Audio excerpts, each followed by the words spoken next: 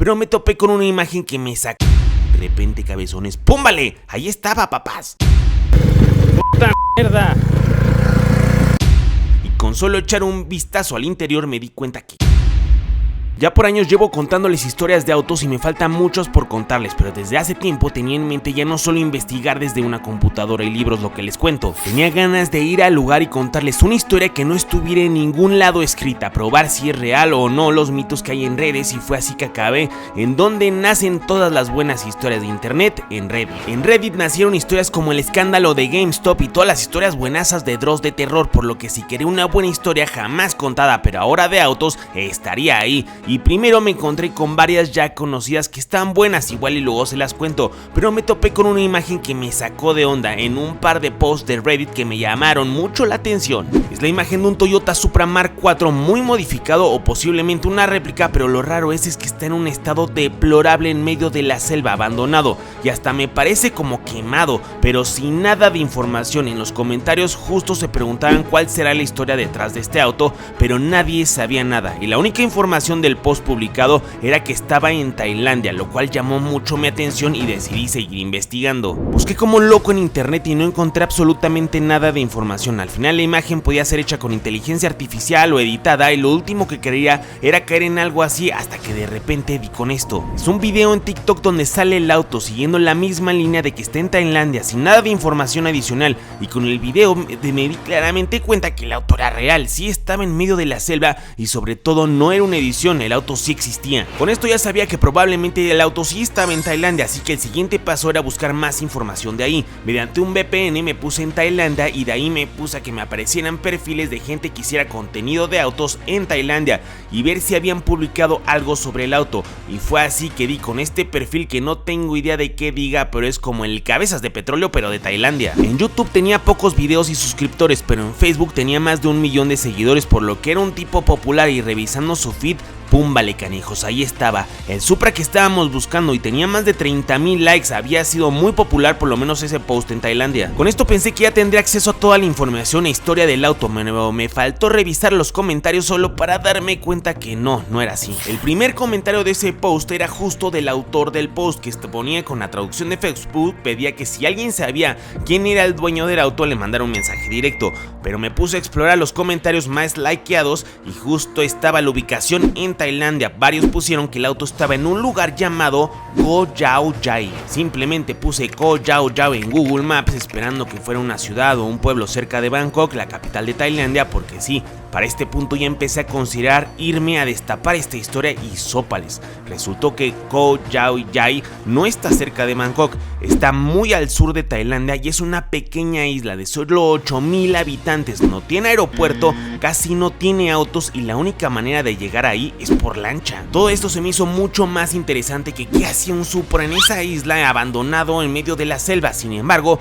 hubo algo que me animó a hacer el viaje, y eso es que buscando información sobre la isla me di cuenta que es un paraíso, y en caso de que me animara a ir a buscar el auto y no lo encontrara, al menos terminaría en una isla con playas de ensueño, entonces no estaba tan mal. Fue entonces que me puse a buscar el vuelo de la Ciudad de México hasta Tailandia y me encontré con uno a muy buen precio, pero con el detallito que con las escalas me tomaría 2 días de viaje llegar hasta Tailandia. Mi vuelo sería desde la Ciudad de México a Cancún, después de Cancún a Estambul, Turquía. Aquí ya llevamos 14 horas de viaje, de ahí estaría unas 15 horas en Turquía, pero aprovecharía para conocer otro auto con una muy buena historia, pero después de ahí tendría que tomar otro vuelo de 11 horas de Estambul, Turquía hasta Bangkok, Tailandia. De Bangkok el siguiente paso sería tomar un vuelo a Phuket, que está al sur de Tailandia, pero ahí tendría que tomar un barquito que me llevara a la isla, pero la verdad me quedé un par de días en Bangkok para aprovechar y conocer de rapidito y poder ir al Muay Thai, pero bueno, al siguiente día ya que nos fuimos para Phuket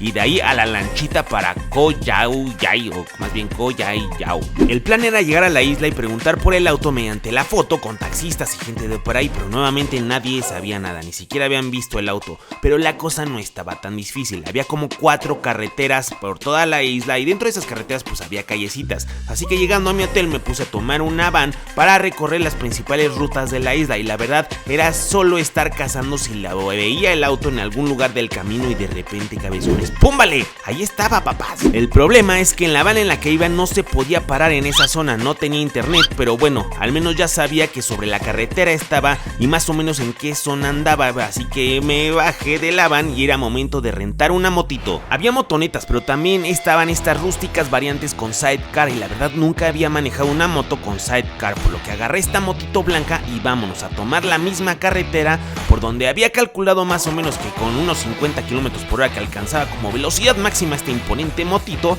pues me tomaría unos 50 minutos llegar a la zona por donde había más o menos visto el auto. Aquí la verdad pensaba que la cosa ya estaba resuelta, pero vaya que no la tendría nada fácil. Había varias intersecciones en donde dudaba si había tomado el camino correcto. La gente de la isla no habla inglés, así que preguntar no es una opción. Y sí hay internet, pero no en todos lados. Después de unos 40 minutos de ir en la moto y confiado de que probablemente estaba cerca del lugar de donde vi el auto, de repente pasa esto. ¡Puta mierda!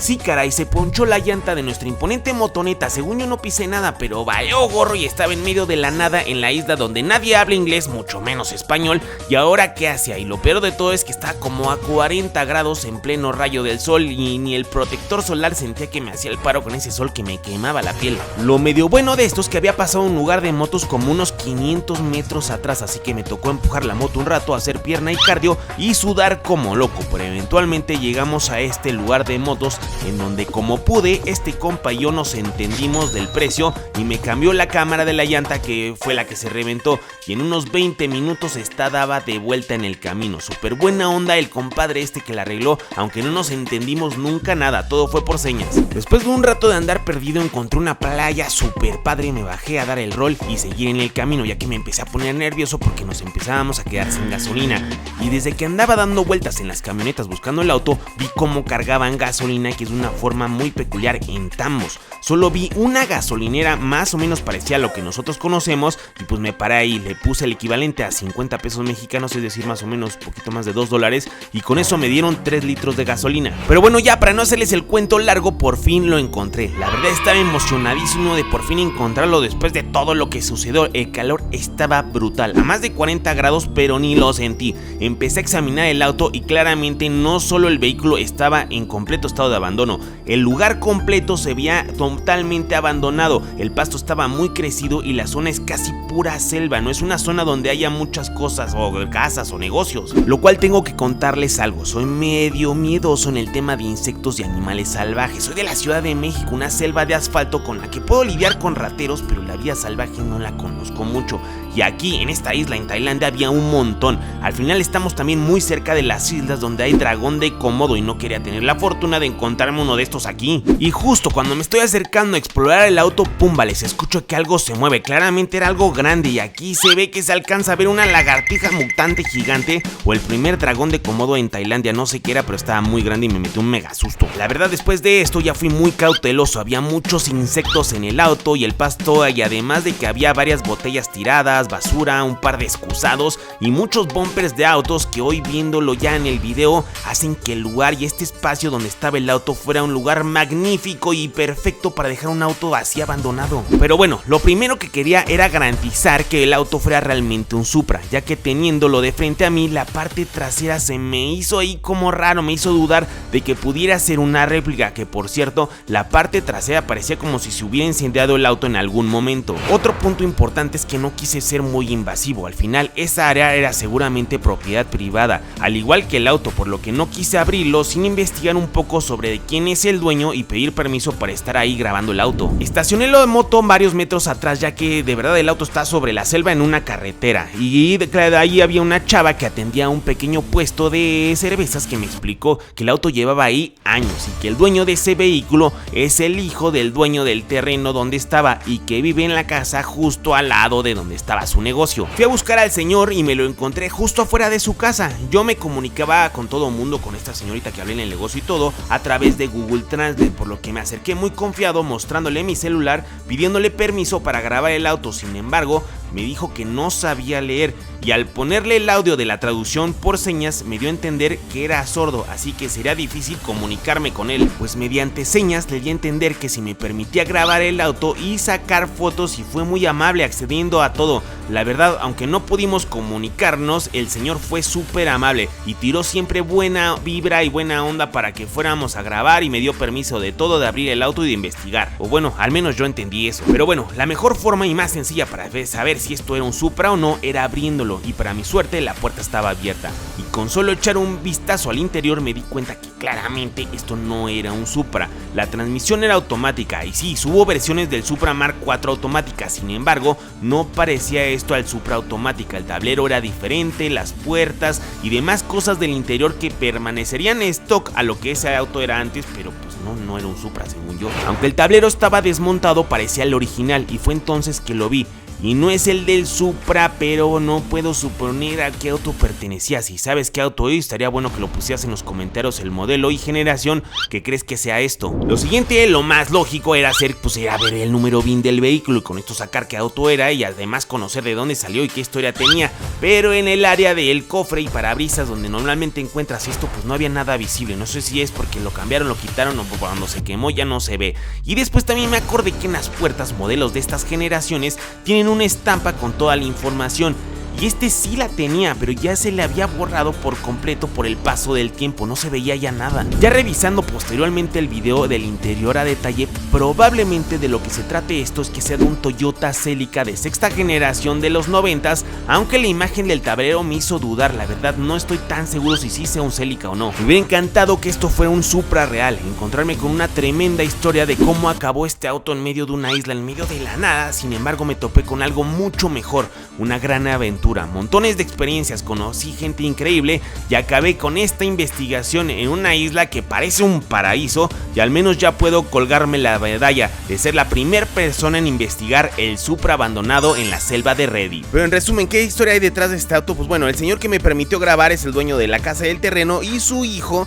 es el que es el dueño del auto, que en algún momento quiso hacer de esto un taller de autos modificados, trajo un par de autos, los modificó, al parecer el proyecto quedó después abandonado, y este auto tuvo algún tipo de percance en el que se incendió, y el auto fue por eso que se quedó ahí abandonado y tirado. No me supo decir, o más bien yo no me supe explicar si el auto era una réplica o no, no sabía, y también le dije que si estaba interesado en venderlo y me dijo que no. Al parecer creo que su hijo ya ni tan siquiera vive en la isla. Cabezones, este viaje con estas dos marcas parecen ser amigos, pero son justo todo lo contrario, y la situación acaba de escalar una demanda multimillonaria que podría sepultar para siempre a uno de estos dos, y es que Porsche está harto de Singer. Sí, por increíble que parezca, la relación entre los famosos Porsche Singer, como muchos los llamamos, estos increíbles Porsches modificados, pues acaba de reventar en una demanda por parte de Porsche reclamando robo de propiedad intelectual y daño a la marca, exigiendo gran parte de las ventas de Singer, además de una compensación económica por daño a Porsche. Y la verdad creo que en este caso tiene razón Porsche, pero déjame te explico bien toda esta historia que está buenísima. En 2009 Singer es fundado en California, que no es más que un restaurador de Porsches, pero tiene una peculiaridad de ponerle un toque muy especial a sus trabajos, y en solo 3 años estos cuates llamaron mucho la atención, al punto que en el 2012 Porsche sabía que por ahí podía haber un problema si no ponía un control en todo esto. Y es que, como lo mencioné anteriormente, tanto medios de comunicación como entusiastas de los autos tendemos a llamar Porsche Singer como si fueran una subdivisión de la marca o tuvieran alguna relación, y esto no es por casualidad. Singer desde sus inicios ha sido un taller que tiende a referirse a sus autos como un Porsche Singer, como si fuera una edición especial o algo por el estilo, y sí, al final la base de todos sus proyectos parten de un Porsche, pero el problema está en que los autos son severamente modificados. Al no solo restaurarlos, sino también modificarlos por completo, suspensión, motor, frenos y demás componentes, ya no es como tal un Porsche, y estos compas de Singer lo vendían con ese nombre, y fue ahí donde las cosas se empezaron a complicar. En el 2012 los abogados de Porsche se acercaron con Singer para dejarlo bien claro qué podían y qué no podían hacer bajo contrato para que no tuvieran problemas entre ellos. Dentro de ese acuerdo estaba que ellos podían restaurar los autos y dejar el logo y nombres de Porsche en sus autos, siempre y cuando la mayoría del vehículo preserve materiales originales y la ingeniería de Porsche intacta. Dentro de ese mismo convenio está que Singer puede restaurar autos de diferentes generaciones llevados por clientes, sin embargo no puede Singer crear sus propias versiones de autos a partir de un Porsche y sacar series de autos especiales creadas por ellos. Esto último es muy importante. Mira, te explico más o menos cómo funciona un restaurador. Cuando un restaurador llega un cliente con un auto en malas condiciones, le pide por supuesto que lo restaure, y es el cliente el que decide cómo quiere este auto, mientras que cuando lo que tú haces es comprar varios vehículos, lo que haces es modificarlos por completo, tanto tanto física como mecánicamente, realmente ya no eres un restaurador, más bien eres un productor. Pero bueno, una vez firmado el convenio, al principio Singer no tuvo problemas en seguir estas reglas y por supuesto siguió creciendo y de repente se pasaba un poquito de la raya con lo acordado, poniendo unos faros, unas calaveras distintas, que ponle aquí una fibra de carbono y aquí y allá y ponle un poquito más de ponche a ese motor. Y de vez en cuando Porsche le ponía un estate quieto a Singer cuando se pasaban de lanza y los amenazaba con temas de propiedad intelectual con el uso de sus autos y ya con eso Singer como que se volvía a calmar. Pero al parecer alguien en Singer se armó de valor, le valió lo que pensara Porsche y armó esta tremenda obra de arte que es a partir de un Porsche 964 y es llamado el Singer DLS. El DLS traía un motor aspirado con el bloque original de un Porsche, pero todos los componentes del motor fueron cambiados para ser capaz de girar ese motor a 9000 revoluciones por minuto y generar poquito más de 500 caballos de fuerza. La suspensión fue completamente rediseñada, frenos de alto desempeño, rines nuevos, aunque respetan el diseño original de la marca, pero pues no eran los originales. El exterior en fibra de carbono todito, y si te gustó por fuera, ves cómo está por dentro, es hermoso, de verdad de los autos más increíbles que haya visto. Completamente modificado, pero muy de buen gusto, respetando la esencia de un 911 de esa generación. Uno de los Porsches más increíbles, excepto por el detalle que eso no es un Porsche de acuerdo con los abogados de la marca. Y es que Singer presentó el DLS en el Goodwood Festival del 2018, como lo ves en las fotos, con el nombre de Porsche en las puertas y parte trasera que se ve excelente y con el logo al frente del auto, además en el volante. Y como les dije, de acuerdo con los ejecutivos y el convenio pactado con Singer, eso no era un Porsche, pero la cosa no paró aquí. Como les dije, parte del acuerdo era que ellos fueran restauradores de autos y no productores de autos, y ahora te explico cómo se puso el problema. Singer se trató de proteger diciendo que el DLS era un encargo de un cliente que llevó un Porsche 911 2010 y lo quería así como ustedes lo ven, pero era una mentirota eso, ya que Singer se puso a vender el DLS no como un pedido único, sino como la producción en serie de un auto a varios clientes, en donde los tiempos de entrega del DLS eran de 1 a 2 años. Lo que quiero decir con esto es que se puso a producir el DLS, que portaba el logo de Porsche, y Porsche podría perdonársela siempre y cuando las entregas de esos Porsches hubieran sido sin los logos y nombres de la marca, pero los clientes lo pedían como lo habían visto, con los logos, y así fueron entregados. Pensarías que tal vez Singer pararía aquí, pero para nada. Sacaron un nuevo auto que se llamaba Singer ACS, que las siglas son All Terrain Competition Study, y es un 964 pero de rallies, y de la misma forma lo llenaron de logos y de branding de Porsche. Esto no le gustó a Porsche, primero argumentando que Singer hacía parecer que Porsche había estado involucrado en el desarrollo de este auto, y no era así, pero la realidad es que había algo que de verdad les enojó muchísimo a los ejecutivos de Porsche, y era que en ese momento Porsche estaba trabajando con un auto muy similar, que era su propio 911 de rally, el famoso 911 Dakar, y supongo que los ingenieros vieron, y como ustedes también pueden apreciar, pues la verdad le quedó creo que un poquito mejor el 911 de rally a Singer que al mismo Porsche, por lo que Porsche obligó a Singer a quitar todos los logos y el branding del ACS que digan, o por supuesto el logo de Porsche, o que digan la palabra Porsche, además de quitar todas las imágenes de este auto del sitio web de Singer. Pero falta la hermosa cereza en este pastel de problemas, y vean nada más qué cereza fue, y es que tras el brutal éxito que fue el DLS, estos compas se pusieron muy creativos y sacaron una variante llamado DLS Turbo, que es esta locura que ves aquí, donde todavía se aleja un poco más del diseño original de un 911, y a ver, no se ve nada mal la verdad. Aquí ya no pusieron el nombre de Porsche, pero sí le pegaron el logo al frente, dejándole claro a Porsche que su convenio poco les preocupaba. Fue entonces que todo el poder de Porsche, pero no de su ingeniería, sino de su equipo legal, se pondría a trabajar entregando un demandón por violar la propiedad intelectual de la marca y acusar a Singer de enriquecerse al hacer pasar sus modelos como un modelo de Porsche, usando su imagen y reputación y ganando un montón de dinero a través de eso. Con la demanda, Porsche exigió la terminación inmediata de cualquier DLS o DLS Turbo en producción, además de la destrucción de cualquier material visual de publicidad que contenga esos autos, y por supuesto una inmensa y millonaria cifra de dinero que compense el daño a la marca, el uso indebido de propiedad intelectual y un porcentaje de todas las ventas de los DLS y DLS Turbo vendidos hasta ese momento. No manches, cabezón, entonces Porsche ya se volvió como Ferrari demandando a todos los que modifiquen sus autos. No, Turbo GT, para nada. Y como ejemplo tenemos a RUF, que no se pintan como restauradores, son productores, y es por eso que jamás verás dentro de sus productos ninguno que porte el nombre o logo de Porsche, ni ninguno de los nombres de los modelos como Cayman, Boxster o 911. Y en realidad hay una muy buena historia con RUF y el videojuego Gran Turismo, con un tema de derechos de licencias en donde se brincaron a Porsche de manera magistral. Ya sé que no me creen, pero después les cuento esa historia. Punto es que RUF ha sabido separarse de Porsche, agarrando su propia identidad en sus trabajos y en sus proyectos, muy parecido a lo que en sus buenos años hizo Gembala, como por ejemplo ejemplo con el Mirage GT, y al final siento que Singer no ha logrado hacer esto y es por eso que se ganaron este demandón. Singer hace todo lo posible por hacerle creer al público que sus autos son parte de Porsche. No solo los autos portan los logos y nombres de la marca, se refieren a ellos como Porsche Singer, como si fuera una subdivisión de alto desempeño como lo es AMG con Mercedes o en su momento Shelby con Ford, y en realidad es que no hay ninguna relación. Los únicos que han capitalizado esa supuesta colaboración son los dueños de Singer y Porsche no ha recibido nada de eso. Sabiendo eso y por supuesto que sabiendo que tenían todas las de perder en tribunales, los socios de Singer les debió dar un susto tremendo y antes de ir a los tribunales en contra del equipo legal de Porsche, prefirieron llegar a un acuerdo con ellos, ya que siendo honestos, de continuar con esa demanda acabarían por completo con el negocio de Singer. Y después de unos meses llegaron a un acuerdo. Nunca se publicó nada de en qué consistió este arreglo ni cuánta lana hubo de por medio, simplemente dijeron que ya no había problemas. Lo que sí fue público fue en palabras del vocero de Porsche. Mencionaron para CarScoops que estamos felices de tener una comunidad de entusiastas de Porsche que nos ayuden a asegurar que Porsches que se fueron fabricados hace décadas sigan permaneciendo en el camino, pero al mismo tiempo tenemos la responsabilidad con nuestros clientes de asegurarles que los productos diseñados y fabricados por Porsche sean fáciles y claros de identificar. Esto va desde alguna pieza hasta todo un auto. Pero bueno, hay algo importante de todo esto y es que a pesar de que estoy del lado de Porsche en esta situación, me alegra saber que Singer continuará operando, ya que es innegable que su trabajo son obras de arte, autos de apariencia y desempeño fenomenal, y amo que partan de la base de un Porsche, pero deben de aprender a darle valor a su propia marca y referirse a sus autos como simplemente un Singer y nada más. Y hasta que a veces de petróleo, esta es la historia de un auto inalcanzable para la policía, donde un grupo de malandros se dieron cuenta que con este auto jamás podrían ser alcanzados y hasta se burlaban de la policía. Imagínense nada más que esta historia dejaría tan mal parada a la policía de un país entero que tendrá que modificar sus políticas para la compra de flotillas de autos para el cuerpo policíaco. Una historia de un baby driver, de un Toretto, de un transportador de la vida real. Un auto donde el gobierno le exigiría a una marca retirarlo del mercado y amenazaría con castigarlo por hacer un auto tan innecesariamente veloz, tan brutalmente rápido y tan inalcanzable para la policía, en una historia que no te puedes perder en él. ¿Qué pedo con el Lotus Carton 40RA? La verdad es que la historia de este auto da para un video completo porque está increíble, pero te cuento rapidito que en 1990 General Motors se da cuenta que en la oferta de sedanes él tiene el Cadillac Catera, que en otros países se comercializaba como Opel Omega o Vauxhall Carton. Sin embargo, ese sedán estaba muy lejos de los sedanes de lujo alemanes, y cuando esos compas se ponen duros y hacen variantes de alto desempeño de los sedanes como el BMW M5 y el Mercedes 500C, es entonces que General Motors decide que quiere una variante de alto desempeño europea de su sedán. General Motors busca un aliado que le pueda echar la mano en tunear su sedán y encuentra a Lotus, que dice: va, yo te hago el coche. Entonces lo que hacen es mandarle a Lotus un Vauxhall Carton para que estos compas lo tuneen y lo conviertan en un sedán deportivo. Pero estos compas de Lotus les dieron carta abierta y ellos completamente abusaron de la situación, haciendo una cosa fuera de este mundo, creando algo conocido como el Lotus Carton. Estos compas hicieron un completo monstruo. No solo era superior al M5 y al Mercedes 500C, era una cosa nunca antes vista, capaz de no solo vencer al Ferrari 348, sino incluso en un 0 a 100 km por hora podía vencer a un Testarossa, que en esos años era uno de los coches más rápidos del mundo. No manches, cabezón, pues ¿qué trae en el motor ese Chevrolet Aveo viejito? Ese era mucho más que un Aveo, turbo hater. Montaba un 6 cilindros en línea 3.6 litros con 2 turbocargadores con intercooler agarrados a una transmisión manual de 6 velocidades que montaba esa transmisión en nada más y nada menos que el Corvette ZR1, entregando en potencia 377 caballos de fuerza. Y estos compas de General Motors, sin imaginárselo, de la noche a la mañana hicieron el sedán más rápido del mundo y por muchísimo. Pero bueno, como les dije, la historia de Lotus Carton es material para otro video. El video de hoy es sobre uno de ellos, una leyenda del 40RA, que esas son las placas de uno de los 950 Lotus Carton que se fabricaron, que estaba un día afuera de su casa del orgulloso dueño cuando un grupo de malandros llegó y se lo robaron. Y es que estas ratas se dieron cuenta de algo: la mayor limitación en esos años para cometer un robo y escapar de la policía era que los autos deportivos eran pequeños, con espacios limitados, sobre todo cuando te dedicas al robo de joyerías y licorerías y tu equipo se conforma por 4 personas. Por supuesto, como les dije, tenías el BMW M5 y el Mercedes 500C con motores V8 y más de 300 caballos de fuerza. Sin embargo, tanto el BMW como el Mercedes eran fácilmente identificables, son autos de lujo que la gente ubica de inmediato, y aunque lograran escapar de la policía rápidamente, el resto de la gente los podía identificar. Pero el Vauxhall Carton, la única diferencia contra este auto que era Lotus Carton era que pues el loguito en vez de Vauxhall decía Lotus. Sería lo proporcional a que hoy tuviéramos un Chevrolet Malibu que se viera casi idéntico y luego solo le cambiaras el logo de Chevrolet a Lotus, y con eso ya fuera más rápido que un BMW M5 y que un Mercedes E63 AMG. Con ese detalle de ventaja, estos compas se dieron a la busca de robarse uno de estos y se dio la casualidad que se robaron uno que que tenía las placas 40RA, como les dije, y sin saberlo, ese sería el comienzo de la leyenda. Estos compas hicieron un primer atraco de una licorería y tabaquería en donde llenaron esa amplia cajuela de ese Lotus con productos, además de llevarse todo el efectivo, pero el dueño del lugar tenía alarma y dio aviso de inmediato a la policía, los cuales alcanzaron apenas a llegar cuando estas ratas estaban huyendo y salieron del lugar disparados. Sin embargo, ahí sería la primera vez que esos polis serían testigos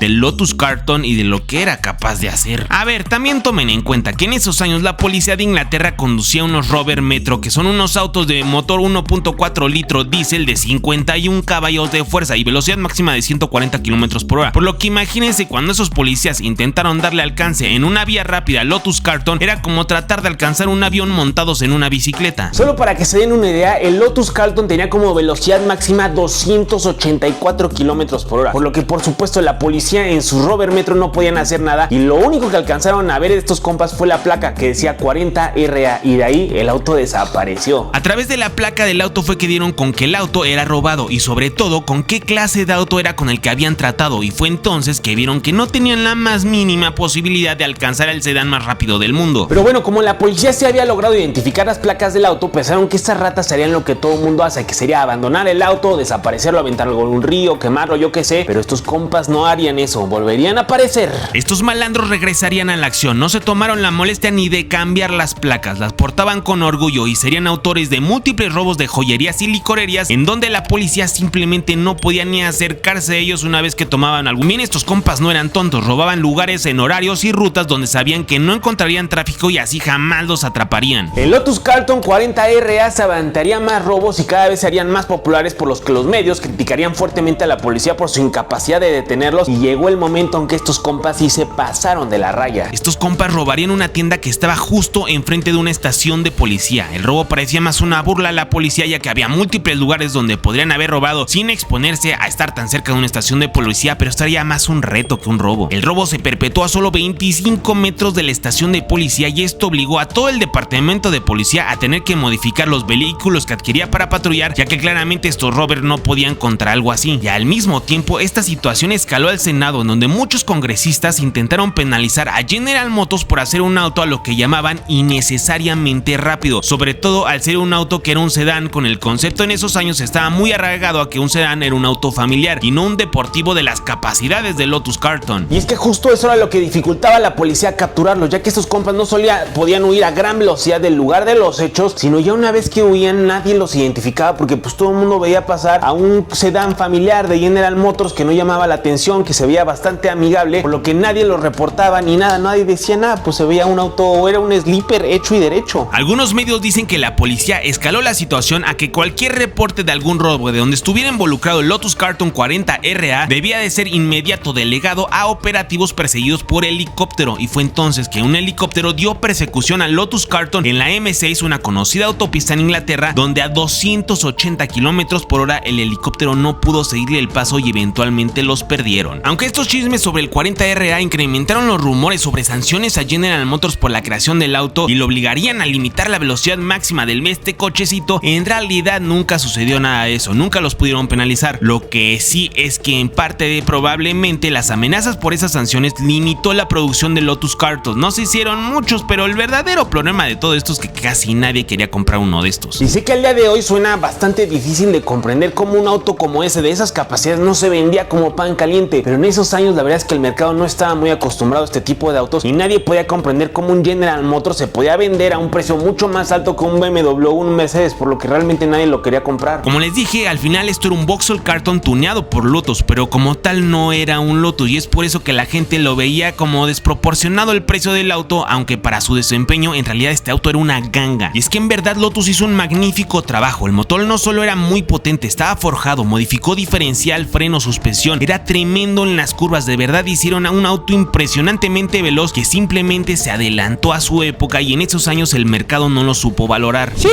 cabezón, pero ¿qué pasó con el coche de las ratas del 40RA? ¿Sí era el Toretto el que lo manejaba? Pues no, Turbo Hater, un día simplemente desapareció. Algunos medios dicen que en realidad sufrieron un aparatoso accidente después de un robo en donde los ladrones abandonaron el auto. Otros dicen que al llamar la atención seguramente se decidieron que el auto tendría que ser abandonado en un deshuesadero, o lo aventaron al mar o un río, quién sabe. El punto es que nunca fueron atrapados y es por eso que hoy la leyenda de Lotus Carton Barton 40RA se queda como uno de los autos inatrapables por la policía. Este es un autocatálogo de autos de 1996. Fue mi primer revista de autos. Recuerdo perfecto de niño ojear 1000 veces buscando cuál de todos era el auto más potente de los 1800 autos del catálogo. Estaba Ferrari y Lamborghini, pero no era ninguno de estos. Era este, canijos. Veía esta imagen una y otra vez, y es que en ese entonces era como para mí ver un superhéroe. Y ese niño jamás imaginó que casi 30 años después tendría la oportunidad de conocer a ese superhéroe. Y este video es la historia de este brutal vehículo, cómo se convirtió por un ratito en el auto más rápido del mundo, cómo un señor de nombre Ferruccio, tras perder la marca que portaba su apellido, quiso vengarse con este auto. Con un grupo de leyendas de la industria revivieron una leyenda para después caer en un escándalo de malandreses, llevándolo a la bancarrota, pero dejando uno de los mejores autos de todos los tiempos y uno de los autos favoritos de este amigo que tiene el privilegio de contarte historias de autos cada semana. Pero dejémonos de rollos y vámonos a lo mero bueno. Y es que esta historia comienza con Ferruccio Lamborghini, pero no en sus buenos años, sino más bien en los malos años, y me refiero a los 80s, en donde Ferruccio ya se deshizo de todas las acciones de Lamborghini. Sí, vendió su negocio, sin embargo, le tocó ver cómo su marca iba creciendo con su nombre, pero él ya no tenía ninguna participación en ella, por lo que le entró la idea de volver al ruedo, de hacer un superauto que ahora le compitiera a lo que antes era su marca. En el video del Miura les conté un poco de las personas involucradas para convertir a lo que Lamborghini es hoy como marca, y muchas de esas personas estarán involucradas en este video, así como acabas de ver si puedes, vete a ver ese también. Pero bueno, para este punto de la historia, Ferruccio quería volver a jugar a los cochecitos con los niños grandes, y fue entonces que se le ocurrió volver a hacer otra marca de autos. Obviamente ya no podría llamarse Lamborghini, pero pensó que podría llevar su nombre, es decir, Ferruccio. El señor Ferruccio Lamborghini tenía mucho ego, pero lo que ya no tenía tanto era dinero. Para concretar su idea necesitaba un buen inversionista que pusiera el billete y varias personas que supieran mucho de autos, y con toda la experiencia ganada en sus años haciendo Lamborghini y sobre todo el Miura, ya sabía perfecto con quién acercarse. Como les dije en el otro video de Ferruccio, para lo que verdaderamente era bueno este señor era para rodearse de gente muy talentosa. Y es aquí que se acerca a Paolo Stanzani y Marcello Gandini, que estos son los chavitos con los que había hecho el Miura antes. Pero ahora estos hombres ya eran muy famosos en la industria por su trabajo, y fue entonces que Ferruccio los convenció de volver a trabajar juntos. Con un equipo conformado por Gandini, Stanzani y Lamborghini estaban listos para hacer lo que muchos dicen que van a hacer, lo intentan y casi nadie logra hacer, y era tumbar a Ferrari. Pero les faltaba solo un detallito para entrar en acción, y era el dinero. Y es que había un problema con Ferruccio. Después de pasar por múltiples problemas de dinero durante su gestión en Lamborghini, la verdad no había muchos bancos que quisieran prestarle dinero. Él vendió las acciones de su compañía no para hacerse rico, sino para rescatar un poco de lo perdido, porque creía que la empresa no sobreviviría, y miren el monstruo que soy. Entonces, si querían el dinero, tendría que ser de un inversionista que estuviera más emocionado con la idea de hacer un auto que realmente tener la idea de hacer un negocio lucrativo, y de inmediato supieron con quién acercarse. Aquí entra la historia del señor Romano Artioli, que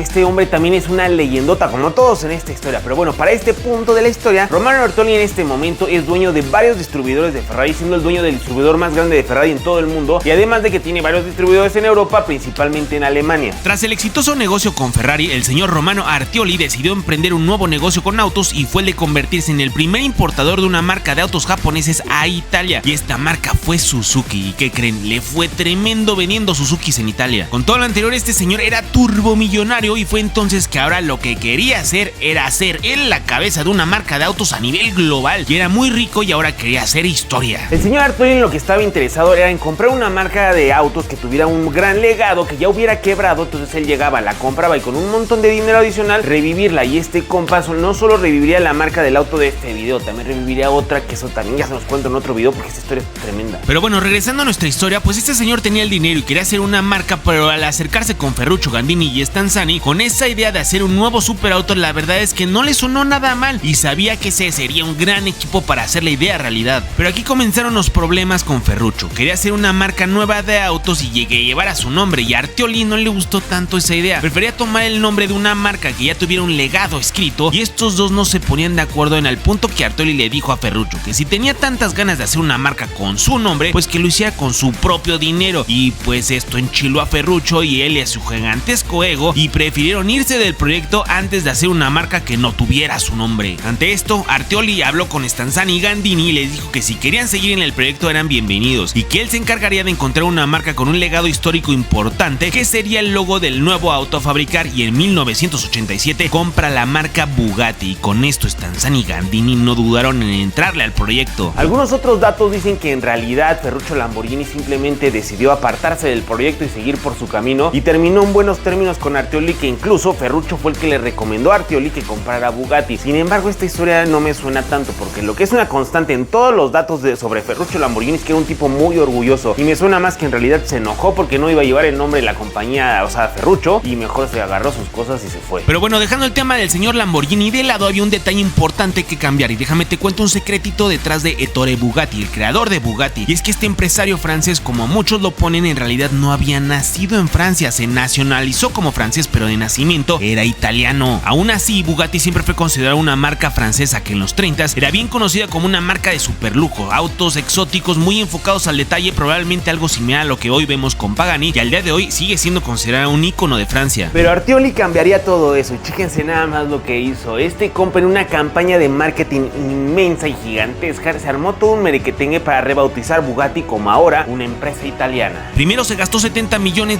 para hacer una fábrica en la zona de Emilia-Romagna en Italia, que es justo pegadito a las fábricas de Ferrari, Maserati y Lamborghini. Después tomaron una flama desde la fábrica de Francia que llevaba 35 años cerrada tras su quiebra, y esa flama fue introducida por uno de los viejos empleados de Bugatti dentro de una caja que portaba un Bugatti para hacer resguardada la flama al mero estilo olímpico. Después, un convoy de 77 Bugattis clásicos salió escoltando esta flama por un recorrido de más de 600 kilómetros hasta la nueva fábrica en Italia, donde el empleado más joven de la nueva fábrica tomó esa flama del Bugatti y la puso en una antorcha que marcaba el inicio de la era italiana de Bugatti, mientras que el arzobispo de Modena bendecía el comienzo de este proyecto. Vean nada más toda la ceremonia que hacían por el simple hecho de mover una planta de producción de un país a otro país. Eso es respetar la cultura y el legado de una marca, y pensar que hoy en día agarran nombres de leyendas para hacer los SUVs Mitsubishi. Pero bueno, sigamos con esta historia. Pero bueno, después de hacerla mucho de emoción con el tema de la nueva fábrica en Italia, llegó la hora de hacer el sueño realidad. Y es que para comprar el nombre de Bugatti solo requería mucho dinero, pero para hacer el auto más rápido de la historia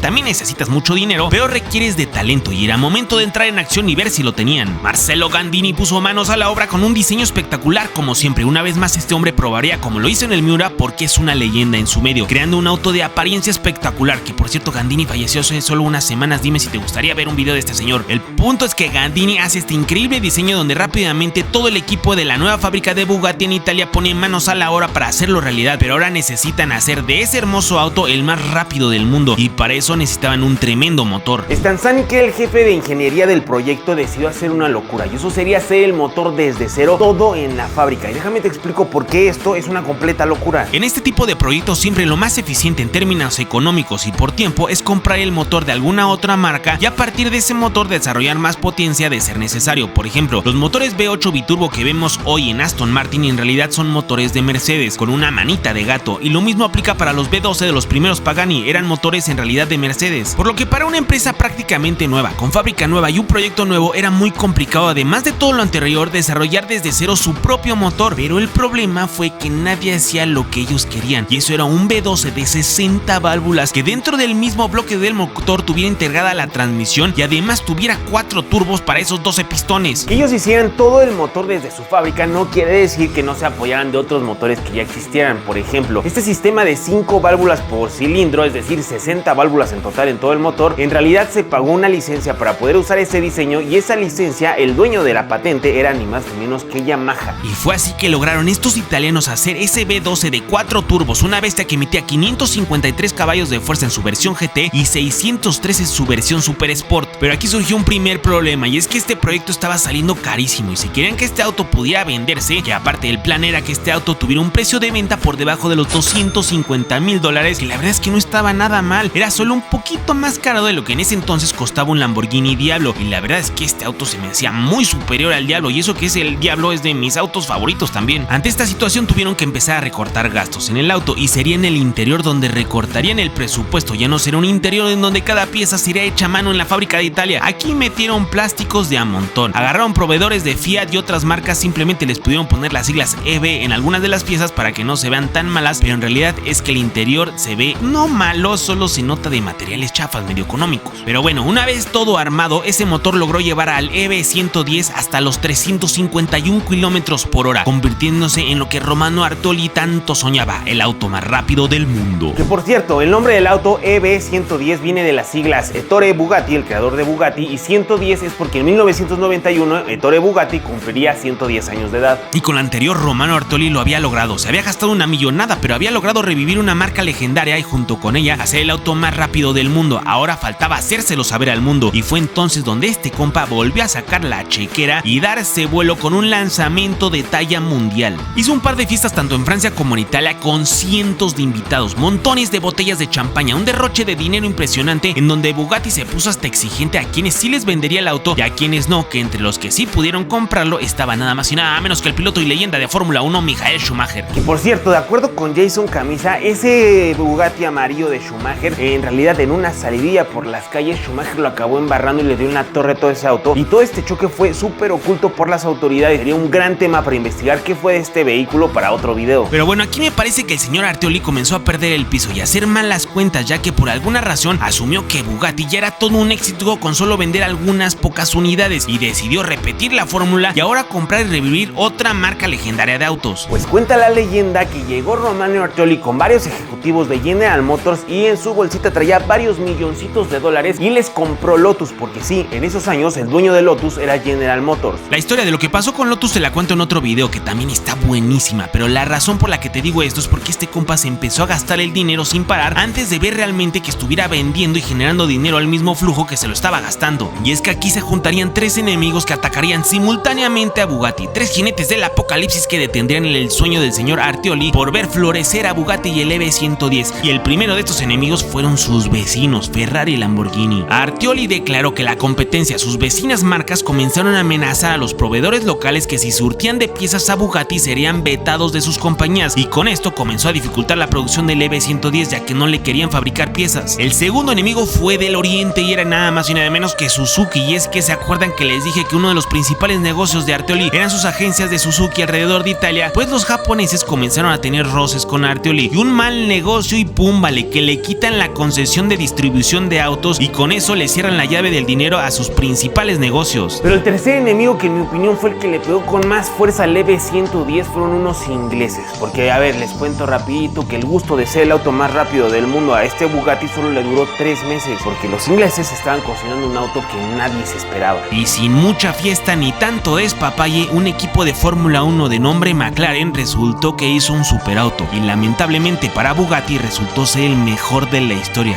y sí, me refiero al McLaren F1. Y también, como les dije, Bugatti EB110 es uno de los mejores autos de la historia. Realmente era un vehículo muy rápido, no solo en velocidad máxima, en curvas lo hacía formidable con un sistema de tracción integral que mandaba el 70% de la potencia a las llantas traseras. Es un excelente vehículo el Bugatti, y a pesar del McLaren F1, si la compañía hubiera estado en una mejor posición financiera, hubiera aguantado, pero todos los demás problemas en conjunto acabaron por terminar el sueño de este Bugatti italiano, en donde la producción, que estaba planeada a 150 vehículos, se tuvo que limitar a solo 115 de ellos. Que por cierto, hay otro chisme también en esto. Resulta que en la fábrica de Bugatti, me refiero a la de Italia, estaba completamente abandonada, pues se quedaron 2 Bugattis EB110 a medio terminales y no los acabaron, nada más estaban medio armados, y recientemente, o sea, hace un par de años, alguien los adquirió y los terminó, por lo que puede ser que haya 2 EB110 nuevos que agregados a la producción que en realidad se tenía contemplada, pero bueno, este video ya duró mucho, así que mejor ya ese chisme te lo cuento también después. Y lo único que queda por hacer es que le dé petróleo. Es momento de contar esta gran historia. Un auto que comenzó desde atrás, entrenando, luchando en lodo, nieve, tierra y asfalto, escalando posiciones, perdiendo algunas batallas hasta llegar a lo más alto, y justo ahí es donde se encontraría con su rival más grande, y los dos entrarían en una batalla dando lo mejor de sí, dando un espectáculo fenomenal y escribiendo la historia de 2 de los mejores autos de toda la historia. Pero hoy toca hablar puntualmente de este campeón que ya no está con nosotros, se nos adelantó en el camino, y si algún día Mitsubishi usa las esferas del dragón para traerlo de vuelta, más le vale que esté a la altura del gran legado que hizo ganando carreras dentro y fuera de las pistas. Así que no te puedes perder lo que para mí es el Goku de los JDM, un pequeño sedán de aspecto bastante tranquilo, pero una vez que pisas ese acelerador a fondo y ver el Saiyajin que lleva dentro. Comencemos con esta tremenda historia. En los 80s, Honda estaba haciendo maravillas en la Fórmula 1, lo cual le había dado fama mundial, y Nissan estaba rompiéndola en categorías locales de Japón y Australia, por lo que Mitsubishi vio que si quería brillar al igual que ellos, necesitaría en alguna categoría del deporte motor en donde sobresalir, y fue entonces que el World Rally Championship sería el escenario donde buscarían la gloria. Durante los 60s y 70s, Mitsubishi había competido en algunos rallies y acariciado algunas victorias para después desaparecer, y fue por eso que buscarían atacar nuevamente por ahí, pero ahora mucho más en forma. Necesitaban un equipo especializado en conquistar el World Rally Championship, y fue entonces que llegaría el maestro Roshi de esta historia, que es Andrew Cowan. Andrew los 70 era un excelente piloto de rally que incluso corrió para Mitsubishi, pero ahora como un piloto retirado sería el encargado de crear el departamento de alto desempeño de Mitsubishi, que seguro lo conoces bien bajo el nombre de Rally Art. Rally Art sería el encargado de hacer los autos para competir, pero ahora faltaba encontrar al Goku de este maestro Roshi, y primero le quisieron entrar con el Lancer EX 2000 Turbo en 1981, pero no lograban ganar, y es que había unos alemanes con una tecnología llamada 4 que simplemente estaban en otra división, y sí, me refiero a Audi. Mitsubishi pone manos a la obra y desarrolla el Starion 4-Wheel Drive, un auto que supuestamente estaría a la par del 4 de Audi, sin embargo llegarían tarde a la fiesta. Para este punto el grupo B cobraría varias víctimas y sería cancelado, así que solo quedaría una cosa y era empezar de nuevo. El grupo A del World Rally Championship sería la nueva división en donde apuntarían todos sus esfuerzos. El vehículo sería un viejo conocido, el Galant BR4, y sí, dio algunas victorias con un sistema de tracción y dirección en las 4 ruedas, pero sobre todo es gracias a un brutal motor que escondía bajo el cofre. En el Galant sería la primera vez que veríamos el motor que más adelante sería el corazón del Lancer Evo, y me refiero por supuesto al 4G63T, que es un motor 4 cilindros 2 litros turbo que hacía 300 caballos de fuerza en ese Galant, además de aguantar todas las friegas de los rally y jamás romperse. Sin embargo, el Galant era un sedán muy grande, y aunque lograba a veces ganar gracias a ese brutal motor, fue el mercado quien se empezó a inclinar por vehículos mucho más pequeños, ya sean coupés, hatchback o sedanes de menores dimensiones, que comenzaron a ser el foco de los compradores, y Mitsubishi sabía que si quería capitalizar esa tendencia del mercado, necesitaba un auto que fuera de esas características y que ganara carreras. La decisión no estaba difícil. El Lancer era un vehículo que ya tenían desde hace años atrás, que era una plataforma más pequeña que el Galant, solo ahora necesitaban meter todo eso en ese espacio más pequeño que era el del Lancer, y realmente pues tampoco fue mucho problema, El Lancer en ese momento era simplemente un pequeño sedán de tracción delantera de precio accesible y bajo consumos, para nada tenía una genética racing, pero eso estaba por transformarse. A inicios de los 90 veríamos el primer intento de estos compas con el Lancer GSR Evolution, o lo que muchos llaman el Evo 1. Metieron el 4G63 del Galant y la transmisión all-wheel drive e hicieron los autos para calle para homologar el auto, y púmbale, hicieron una creación espectacular. En el auto de calle la potencia del auto era unos 250 caballos de fuerza, mientras que para el auto de rallies se incrementaba esa potencia a los mismos 300 caballos de fuerza que tenía el Galant de competencia. Con esto el maestro Roshi, Andrew Cowan, había encontrado su Goku con el Evo 1, pero necesitaba de mucho entrenamiento si quería llevarlo a la gloria, y fue entonces que hizo cambios importantes para el desarrollo de este auto. Y es que te cuento cómo funcionaba el desarrollo de un auto de este tipo en ese entonces. Lo que hacían en ese momento los ingenieros en Japón era que ellos desarrollaban el auto que iban a homologar, es decir, hacían el auto como de carreras y ellos se lo enviaban al equipo de carreras, el cual el equipo de carreras lo adaptaba a cada una de las fechas del calendario. Sin embargo, esto ahora lo harían al revés. Ahora los ingenieros japoneses tendrían que ir a las carreras, llenarse de lodo y hacer la evolución del vehículo dentro de la competencia, lo cual dio como resultado algo que nunca hemos visto con ningún otro auto, y es ver que en un periodo de 7 años realizar 6 versiones distintas de un modelo. Me refiero al Lancer Evo 1, Evo 2, Evo 3, Evo 4, Evo 5 y Evo 6, que en ese mismo periodo sus competidores como el Celica solo tuvo un cambio de generación, y aquí hubo 6 autos distintos. Y a ver, que los cambios son muy pequeños entre cada generación del Evo, al menos físicamente de ver, pero en carrera es donde verdaderamente estos tipos no paraban de evolucionar y eventualmente de ganar.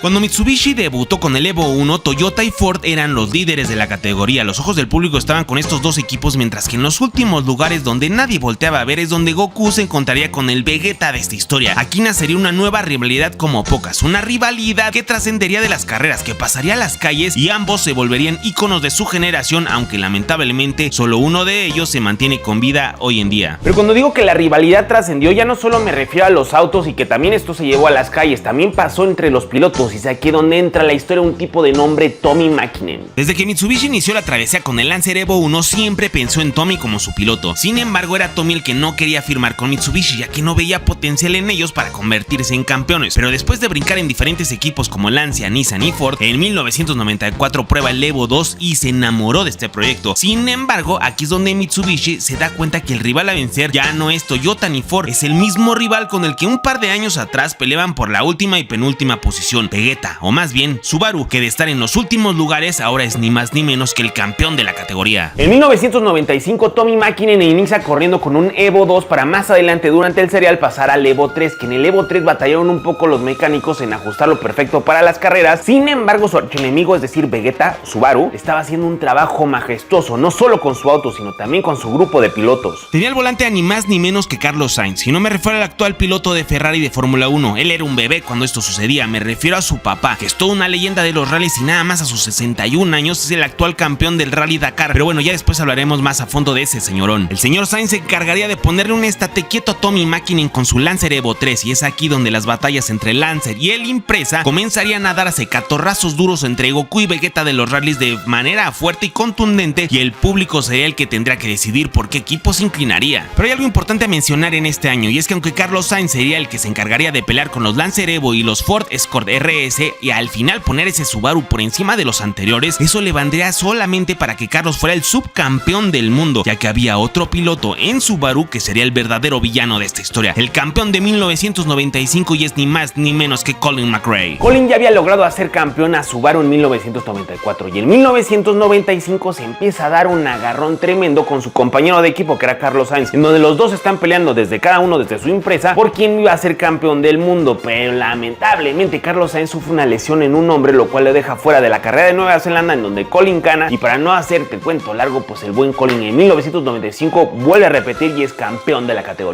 Pero bueno, llegó 1996 y Mitsubishi junto con Tommy volverían a buscar vencer a la Impreza con el Evo 3, que durante la temporada pasada el equipo había hecho algunos ajustes necesarios para que ese Lancer pudiera darle a Tommy lo que necesitaba para vencer a Colin McRae y el Impreza, que es aquí donde veríamos ya pulido el Active Center Differential y sobre todo el Active Yaw Control, que es la distribución de torque no solo entre llantas traseras y delanteras, también la capacidad de mandar diferente torque a las llantas derechas e izquierdas del auto, y esto da una tracción brutal al vehículo. Pero bueno, llegó 1996 y aquí veríamos un cambio importante. Las homologaciones ya no serían necesarias, es decir, ya no necesitabas producir un auto de la calle para poder correr en él, y esto daba la libertad a otros equipos a volverse locos haciendo autos súper competitivos que no tenían la limitante de tener que ser llevados a producción. Sin embargo, Mitsubishi se mantuvo apegado a correr con un auto muy similar al del calle, con el reglamento del Grupo A. Más adelante les cuento por qué hizo esto. Llegó la temporada de 1996 y Tommi Mäkinen con el Lancer Evo 3 empezaría a darle duro la batalla en lodo, nieve, todo. La verdad es que este tipo aquí es donde se empezó a volver imparable, ya que Colin McRae en el Subaru Impreza y también Carlos Sainz iban detrás de él en el segundo y tercer lugar, dándole muchísima batalla. Al final no les alcanzó y Tommi Mäkinen con su Lancer Evo 3 por fin logran lo que por tantos años parecía imposible: campeones. Logran llevarse el campeonato de pilotos, aunque en el de constructores es Subaru donde sale campeón del mundo. Para el 97 Mitsubishi Rally Art saca un nuevo vehículo con el que fue a hacerle frente a sus rivales, y es el Lancer Evo 4, con un diseño mucho más agresivo y la peculiaridad de haber rotado el motor 180 grados. Sí, era el mismo motor, pero lo giraron de posición como lo metían antes al auto. Es que de acuerdo con un análisis de la dinámica del chasis, este cambio reduciría el famoso torque steer, que si has manejado un auto de tracción delantera con mucha potencia, probablemente has notado este efecto en donde el volante por sí solo se jala hacia alguno de los lados. Te dejo un ejemplo. Steering wheel when I put my foot down, hands off, here we go, and yeah, we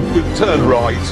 Aunque ese es un efecto encontrado en autos de tracción delantera y el Evo 3 era tracción integral, de alguna forma los pilotos mencionaban tener un poco de ese efecto, lo cual para el Evo 4 desapareció, además de reducir el lag de los turbos, y con eso pum, vale, entra a la acción de nuevo. Los autos para este año estaban cambiando, como les dije, ya no era necesario el tema de homologación, por lo que veríamos vehículos más anchos en donde colocaban ya suspensiones de carreras, como en el Toyota Corolla, que para nada era lo más remotamente similar al auto de calle. Ford de la misma forma entró con el Escort, que para nada tenía algo que similar con sus autos de uso normal de calle, y Subaru hasta le quitó 2 puertas a la Impreza, siendo uno de los Imprezas más bonitos de todos. Pero ¿por qué Mitsubishi se aferra a correr con un auto del Grupo A cuando claramente ya no es necesario correr con un auto homologado y ya podría hacer un auto 100% de carreras como lo está haciendo el resto? Y la razón es bien simple, amiguitos: por dinero. Mitsubishi no tenía con qué hacer el desarrollo de un vehículo 100% para rallies, por lo que se aferró con el Lancer Evo a solo ir mejorándolo, pero al final eso cobraría factura, o bueno, eso creyeron, hasta que Tommi Mäkinen se subió al auto y dando cátedra volvió a vencer a todos con ese Lancer Evo 4. Cataluña sería una fecha especial. Al ser una fecha donde había asfalto, pensarían que probablemente el menos potente y pesado Evo 4 no lograría brillar ahí, pero al contrario, fue justo ahí donde ese vehículo se volvió mundialmente famoso. Había vencido a todos en manos de Tommy y probó que en asfalto era igual o más rápido que en tierra o nieve, y sí, Tommy y ese Evo 4 volvieron a ser campeones del mundo. Para no hacerte el cuento muy largo, llegó el siguiente año y con él llegó el Evo 5, que en lo personal es mi favorito de todos, y sí, volvieron a ganar. Y púmbale, misma historia para el siguiente año con el Evo 6, campeones del mundo, en donde todos estaban maravillados como un auto que seguía funcionando bajo las reglas del Grupo A, un auto que se vendía para uso de calle, seguía siendo el campeón. Y por cierto, ya no solo eran campeones como pilotos, también ya habían logrado el campeonato como constructores. Mitsubishi tenía que celebrar en grande, por fin habían logrado ser campeones como pilotos y como constructores, y también sabían que esta situación prácticamente iba a ser insostenible a largo plazo, ya que no estaban desarrollando un auto 100% de carreras, por lo que tenían que celebrar ahorita que estaban ganando, e hicieron un auto increíble, que fue el Lancer Evo 6 edición Tommy Mäkinen, que es este de acá. Con mejor suspensión, turbos de titanio y un montón de cosas, esta versión de un auto de carreras para las calles se vendió al público, que sé que Benito Guerra tiene uno de estos, así que díganle que me haga el paro y que nos deje grabar un día con su auto. Jamás he visto uno de estos. Y gracias a Dios que hicieron esta edición, ya que a partir de aquí comenzaría la caída del Goku de esta historia, porque sí, el Evo 6 sería el último en brillar en el World Rally Championship. Llegó el año 2000 y simplemente la situación ya fue insostenible, donde Subaru y Ford quedaron por encima del Evo 6, aunque el campeón de ese año fue Peugeot con el imponente 206. En el 2001 por fin Mitsubishi se arriesga a hacer un auto 100% de carreras, como ya lo demandaba la categoría, dejando atrás el auto homologado. Y en este auto de carreras, ¿qué hacen? Lo simulan para que parezca un Evo 7, aunque en realidad ese auto no tenía nada que ver con el Evo 7 de las calles. Y a pesar de hacer ese drástico cambio, aún así no lograron conquistar el campeonato, solo para que en el 2002 el mismo Tommy Mäkinen se fuera de Mitsubishi para ahora correr con Subaru. Se fue con Vegeta. De ahí Mitsubishi continuó compitiendo hasta el 2005. Durante esos años no lo hacían mal, pero lejos estaban de poder competir por los primeros lugares. Simplemente ya no estaba el capital ni el interés de Mitsubishi en seguir adelante con el proyecto, hasta que simplemente deciden ya no competir más y se retiran del World Rally Championship. Otro golpe duro sería que el maestro Roshi de esta historia, el buen Andrew, se retira y junto con él desaparece prácticamente Rally Art. Sin embargo, la historia de Lancer Evolution aún no llegaría a su fin. Aquí el Evo 7, que no me parece físicamente tan atractivo como el resto de su familia, tendría un gran acierto, y eso es conquistar el mercado que tenía heredado tras las victorias del World Rally Championship. Y rápidamente ese Evo 7 y sus generaciones anteriores eran protagonistas en cualquier videojuego de autos que se respetara. Después lo veríamos brillar en manos de Brian O'Connor en Rápido y Furioso 2, y con el boom del tuning y saliendo en la principal película detrás de esta tendencia de modificar autos, todos querían un Lancer Evo. Y es que el 4G63T era un motor con un bloque de acero que podía aguantar muchísima más potencia, y para los tuneros era muy fácil llevar ese Evo arriba de los 700 caballos de fuerza. Después llegaron el Evo 8 y 9, que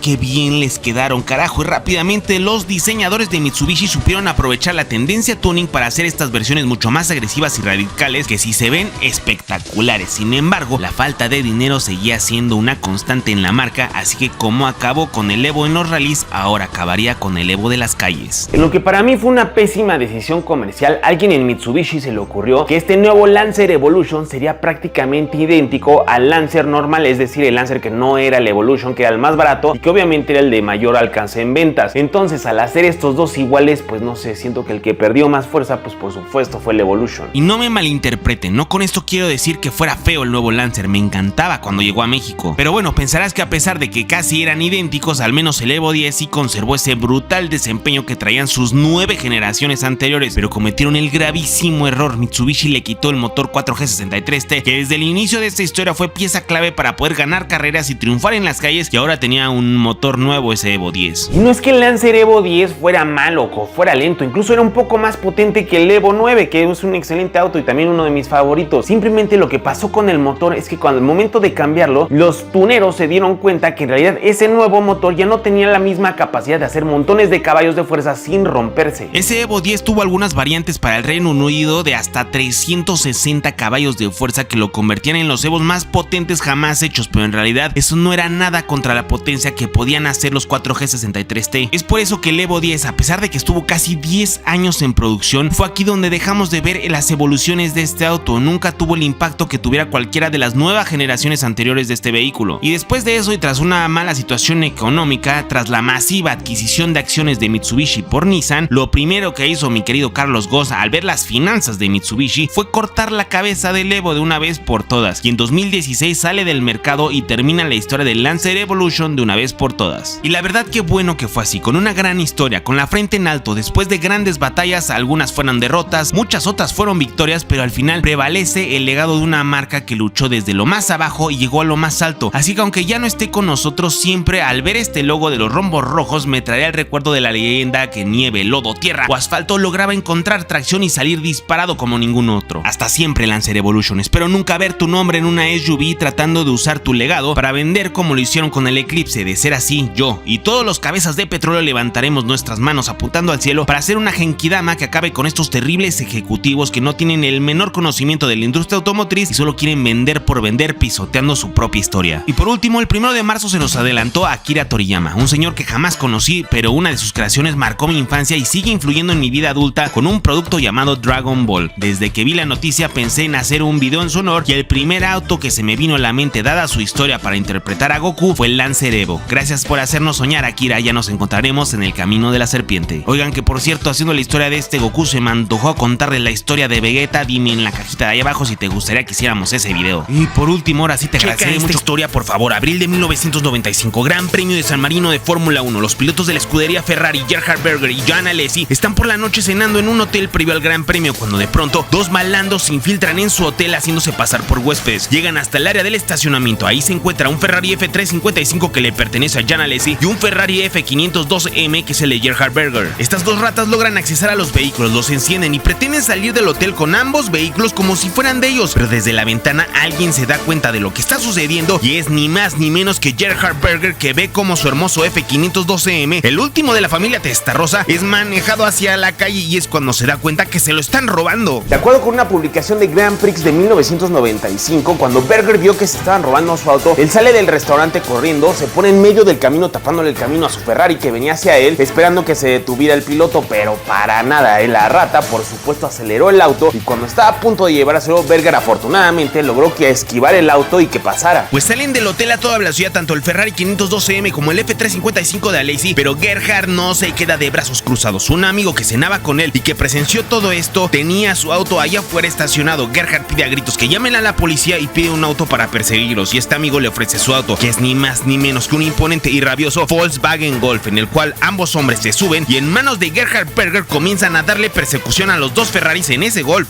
Sin embargo, los 4 cilindros de este Golf se vieron insuficientes contra los 12 cilindros del Ferrari 512M, en donde a pesar de que ese Golf traía un piloto de Fórmula 1 al volante, lograron escabullirse de él y claramente esto era un robo bien organizado, ya que la policía, por más que buscó de inmediato los autos, desaparecieron de este microestado independiente ubicado en Italia. Por increíble que parezca, durante el Gran Premio de San Marino de 1995 le robaron los dos Ferraris a los dos pilotos de la escudería Ferrari. En su momento la noticia trajo muy mala fama a San Marino porque de por sí ya ese año se sentía como un gran premio difícil para toda la comunidad de la Fórmula 1. Y es que verán, justo el año anterior, durante el Gran Premio de San Marino, pero de 1994, sucedieron los acontecimientos que marcarían la historia de la Fórmula 1 para siempre. En 1994, durante el viernes en las prácticas, el joven brasileño de nombre Rubens Barrichello, que en ese entonces corría para el equipo Jordan, pierde el control del auto a 225 km/h y se sale de la pista dando un pequeño brinco, lo cual esquiva la mayoría de las llantas que se encargaban de amortiguar los golpes en pista, y el auto golpea la barrera de contención para después rodar en el pasto. La verdad es que está de más describir lo que sucedió en este incidente, las imágenes hablan por sí solas, pero afortunadamente Rubens Barrichello sale vivo de este accidente. Sin embargo, este solamente sería el comienzo de un fin de semana desastroso. El sábado de calificaciones, un terrible accidente nos arrebataría a un talentoso piloto de nombre Roland Ratzenberger, y como si fuera esto una película de terror, el domingo durante la carrera perderíamos al mejor de todos los tiempos, a Ayrton Senna. Ya en otro video hablaremos de este acontecimiento mucho más a fondo, por supuesto. Pero regresando a la historia, pues dado lo sucedido en 1994, muchísimos medios tenían puesto el ojo en el Gran Premio de San Marino de 1995, y aunque el robo de estos Ferraris fue completamente ajeno a nada que tuviera que ver con la organización del Gran Premio, digamos que sí le echó más mala fama y alimentaba algunos comentarios sobre que esa fecha debía de ser cancelada del serial de Fórmula 1. Pues a pesar de que los dos autos eran súper deportivos y que los dos dueños de estos autos eran súper famosos, pues la policía, por más que armó operativos, no logró dar con los autos. Claramente, como ya les había dicho, estas ratas estaban bien organizadas. Y pues no se supo más de esta historia hasta hace unas horas que escribo este video, que pum vale canijos, esta historia dio un nuevo giro cuando 28 años después del robo de los Ferraris en San Marino, apareció el Ferrari 512M de Gerhard Berger, y sí, el mismo auto del ahora expiloto de Fórmula 1 fue encontrado en Inglaterra de acuerdo con la policía de aquel país, y checa cómo lo encontraron. Resulta que un compadre en Estados Unidos estaba buscando un 512M. Como les dije, este es el último del legado Testarossa con el motor 12 cilindros plano, y en lo personal es de los pocos Ferraris que me parece espantoso. Y miren que me encanta el Testarossa, pero para el 512M Ferrari no sé cómo le hizo, pero lo hizo horrible. Pero bueno, esos son mis gustos y claramente no mucha gente los comparte, ya que el 512M es súper valorado por coleccionistas, sobre todo por el tema del motor, que es el último en su especie, pero eso sí lo entiendo porque de verdad ese motor suena increíble.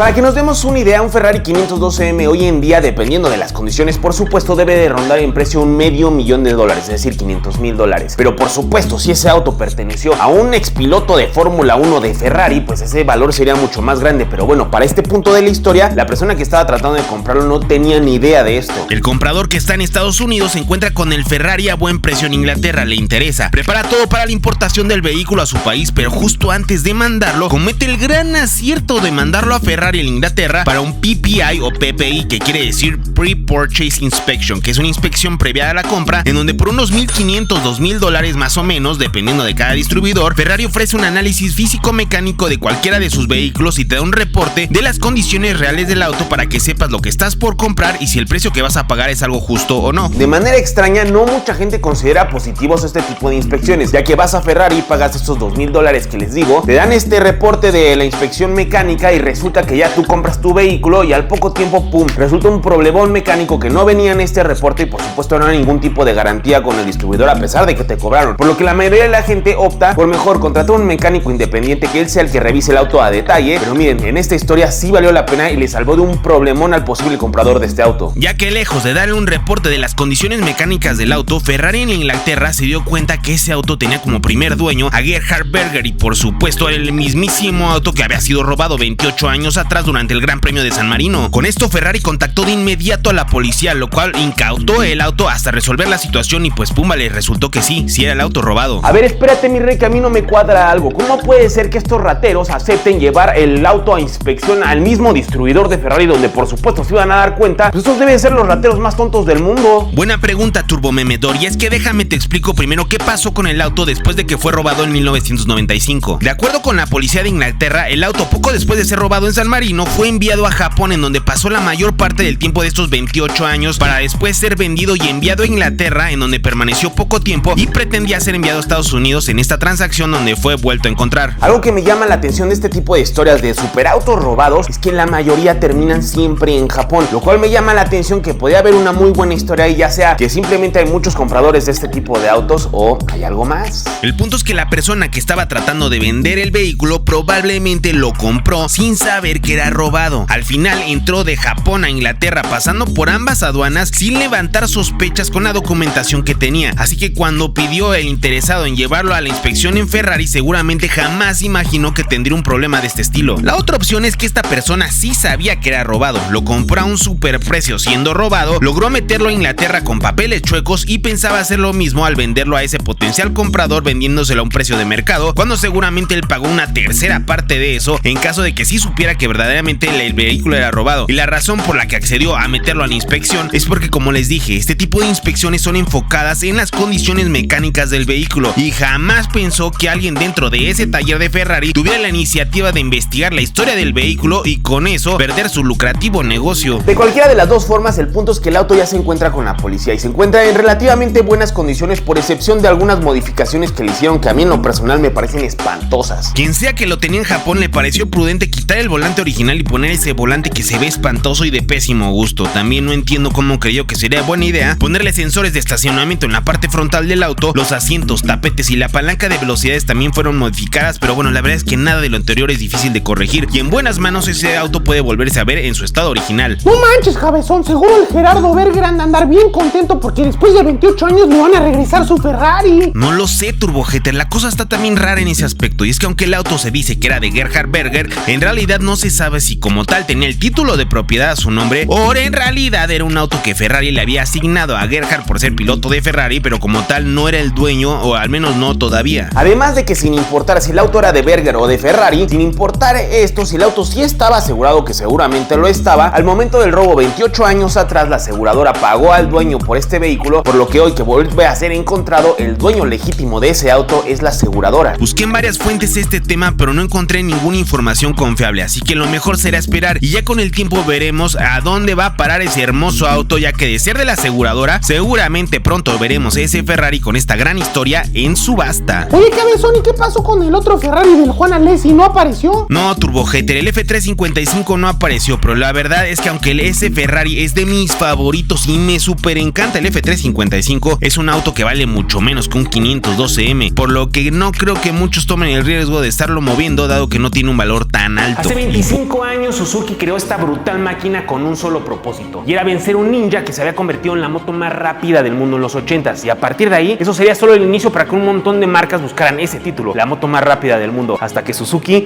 decidió arrasar con todas. Esta es la historia de cómo dos marcas se embarcarían en una feroz batalla por ser los más rápidos del mundo, y en la búsqueda de lograr imponer supremacía de una moto sobre otra, sin querer acabaron haciendo historia y revolucionando la industria de las motocicletas para siempre. Y hoy te voy a contar la historia de una de ellas, una de que su motor se volvería un referente de lo que es potencia desmesurada, una motocicleta invencible en su momento que hoy celebra 25 años de esta batalla con una edición especial, y esperemos esta vuelva a encender la llama de esta batalla inconclusa. Quédate a conocer cómo el nombre de un halcón japonés pasaría a ser sinónimo de potencia, de aceleración y de velocidad máxima en dos ruedas en él. ¿Qué pedo con la Suzuki Hayabusa? Esta historia comienza en los 80s cuando Suzuki andaba muy tranquilo teniendo a la moto con el nombre más épico que podía portar una moto hasta ese momento, me refiero a la GSX 1100 Katana. Al mismo tiempo Honda tenía lo que era la moto más rápida del mundo con la BF1000R, pero realmente nadie explotaba mucho ese segmento de motos, bueno, no hasta ese momento. Pero lo que no sabían es que un archienemigo llevaba ya años trabajando en un proyecto súper secreto, que le quitaría no solo el nombre más cool que tenía alguna motocicleta a Suzuki, también le quitaría el título de la moto más rápida del mundo, y ese archienemigo era ni más ni menos que Kawasaki. Kawasaki daría el primer golpe, registrando a nivel mundial el nombre Ninja para sus productos, lo cual es una rayita solamente arriba más cool que el nombre Katana, pero lo más relevante de esto sería el producto que estaba fabricando, una moto que llegaría a cambiar el destino completo de esta industria, su nombre la GPZ 900R, pero esa motocicleta sería la primera de la serie de motos de Kawasaki de alto desempeño que portara ese icónico nombre Ninja, hoy bien conocido por todos. La Kawasaki Ninja GPZ 900R era una completa locura de ingeniería nunca antes visto en la industria, con un motor de 4 cilindros, 908 centímetros cúbicos y 115 caballos de fuerza bastarían para convertirse en la motocicleta más rápida del mundo, con una velocidad máxima de 243 kilómetros por hora, que son 151 millas por hora, que se volvería muy popular por ser la primer motocicleta en romper la barrera de las 150 millas por hora, además de que, sin saberlo, una breve participación en una película la convertiría en un ícono de su generación, y es que esta es la moto que usaría Tom Cruise en la primera entrega de Top Gun. Y tampoco era como que la Ninja fuera mucho más rápida que la Katana, en realidad la Katana era un poquito más potente y su velocidad máxima era de 233 kilómetros por hora, y lo mismo pasaba con Honda. La Honda, su velocidad máxima era 240 kilómetros, pero por ese poquitito que la Kawasaki era más rápida, con eso ya bastaba para llevarse el título de la más rápida del mundo, y por supuesto estos compas se ardieron bastante. Ante el brutal éxito de ventas que resultó para Kawasaki ser la moto de Top Gun y la más rápida del mundo, todos en la industria se pusieron a trabajar para vencer a la Ninja, y esto comenzaría una feroz batalla de aerodinámica y caballos de fuerza en dos ruedas por ser la moto más rápida del mundo. Suzuki mejoraría su Katana con la GSX R1100, subiendo la velocidad máxima a 257 kilómetros por hora, es decir, unas 160 millas por hora, y ser ahora ellos los más rápidos del mundo. Pero poco después llegaría Honda con la CBR1000F y una velocidad máxima de 264 kilómetros por hora, y así empezaría una brutal batalla por ser los más rápidos. Y así se armarían los catorrazos entre todas las marcas japonesas por tener la moto más rápida del mundo. Además se subiría otro contrincante al ring, que era Yamaha con la FZR1000 y sus 269 kilómetros por hora como velocidad máxima. Pero en lo que los japoneses estaban dando con todo, los italianos se pusieron pilas, y sería Bimota el que se subiría al ring y les daría un baile con la Furano y sus 277 kilómetros por hora como velocidad máxima. Pero como dice el dicho, el que pega primero pega dos veces, y Kawasaki tendría un regreso triunfal por el título con la Ninja ZX11 y sus 283 kilómetros por hora como velocidad máxima, aunque en el último golpe lo daría Honda con la CBR1100 Super Blackbird con sus 290 kilómetros por hora de velocidad máxima. Ante todo esto, Suzuki se cansó de estar peleando año con estos chavos, quería vencerlos, pero ya no quería entrar en su juego, necesitaba una máquina capaz de terminar con esta batalla que parecía no tener fin, algo que fuera aplastante con toda la competencia y darle paz y calma al segmento de las motos más rápidas del mundo. Suzuki se dio cuenta que gran parte del éxito de la Ninja fue romper esta barrera de velocidad, por lo que si quería tener éxito con este nuevo proyecto tenía que hacer lo mismo, romper una barrera de velocidad. Para ese entonces vio bastante alcanzable romper la barrera de los 300 kilómetros por hora como velocidad velocidad máxima, pero también podría irse un poquito más arriba y romper la barrera de las 200 millas por hora, que son más o menos unos 320 kilómetros por hora. Pero ante esos números necesitaría de dos ingredientes únicos para poder soñar con alcanzar esas cifras. El primer ingrediente sería un motor brutal, y fue entonces que puso manos a la obra con un 4 cilindros de 1300 centímetros cúbicos, lo cual era gigantesco para esos años, con 16 válvulas y 173 caballos de fuerza, mucho más potencia que cualquier otra cosa que hubiera en el mercado en ese momento. El segundo ingrediente sería aerodinámica. Koji Yoshida sería el diseñador que se encargaría en el túnel de viento, con piloto a bordo, de crear una silueta perfecta para crear la menor resistencia al viento. El tanque tenía la forma perfecta para que las rodillas del piloto no generaran resistencia al viento. El espacio del asiento trasero llevaría esta joroba que aerodinámicamente generaba menor resistencia, buscando un solo objetivo, y eran las 200 millas por hora como velocidad máxima. Con todo lo anterior ya solo faltaba una cosa: ponerle un nombre épico a esta motocicleta, por lo que el equipo de marketing se enfocó en atacar a una cosa, y era Honda. Honda había dado el último golpe, como les conté, con la CBR Super Blackbird, y dio la casualidad que hay un halcón japonés que se alimenta de pichones negros, Blackbirds. Fue ahí donde atacaron estos compas, y también dio la casualidad que ese halcón alcanza velocidades máxima en picada cuando está cazando de 200 millas por hora, y ese halcón en japonés se llama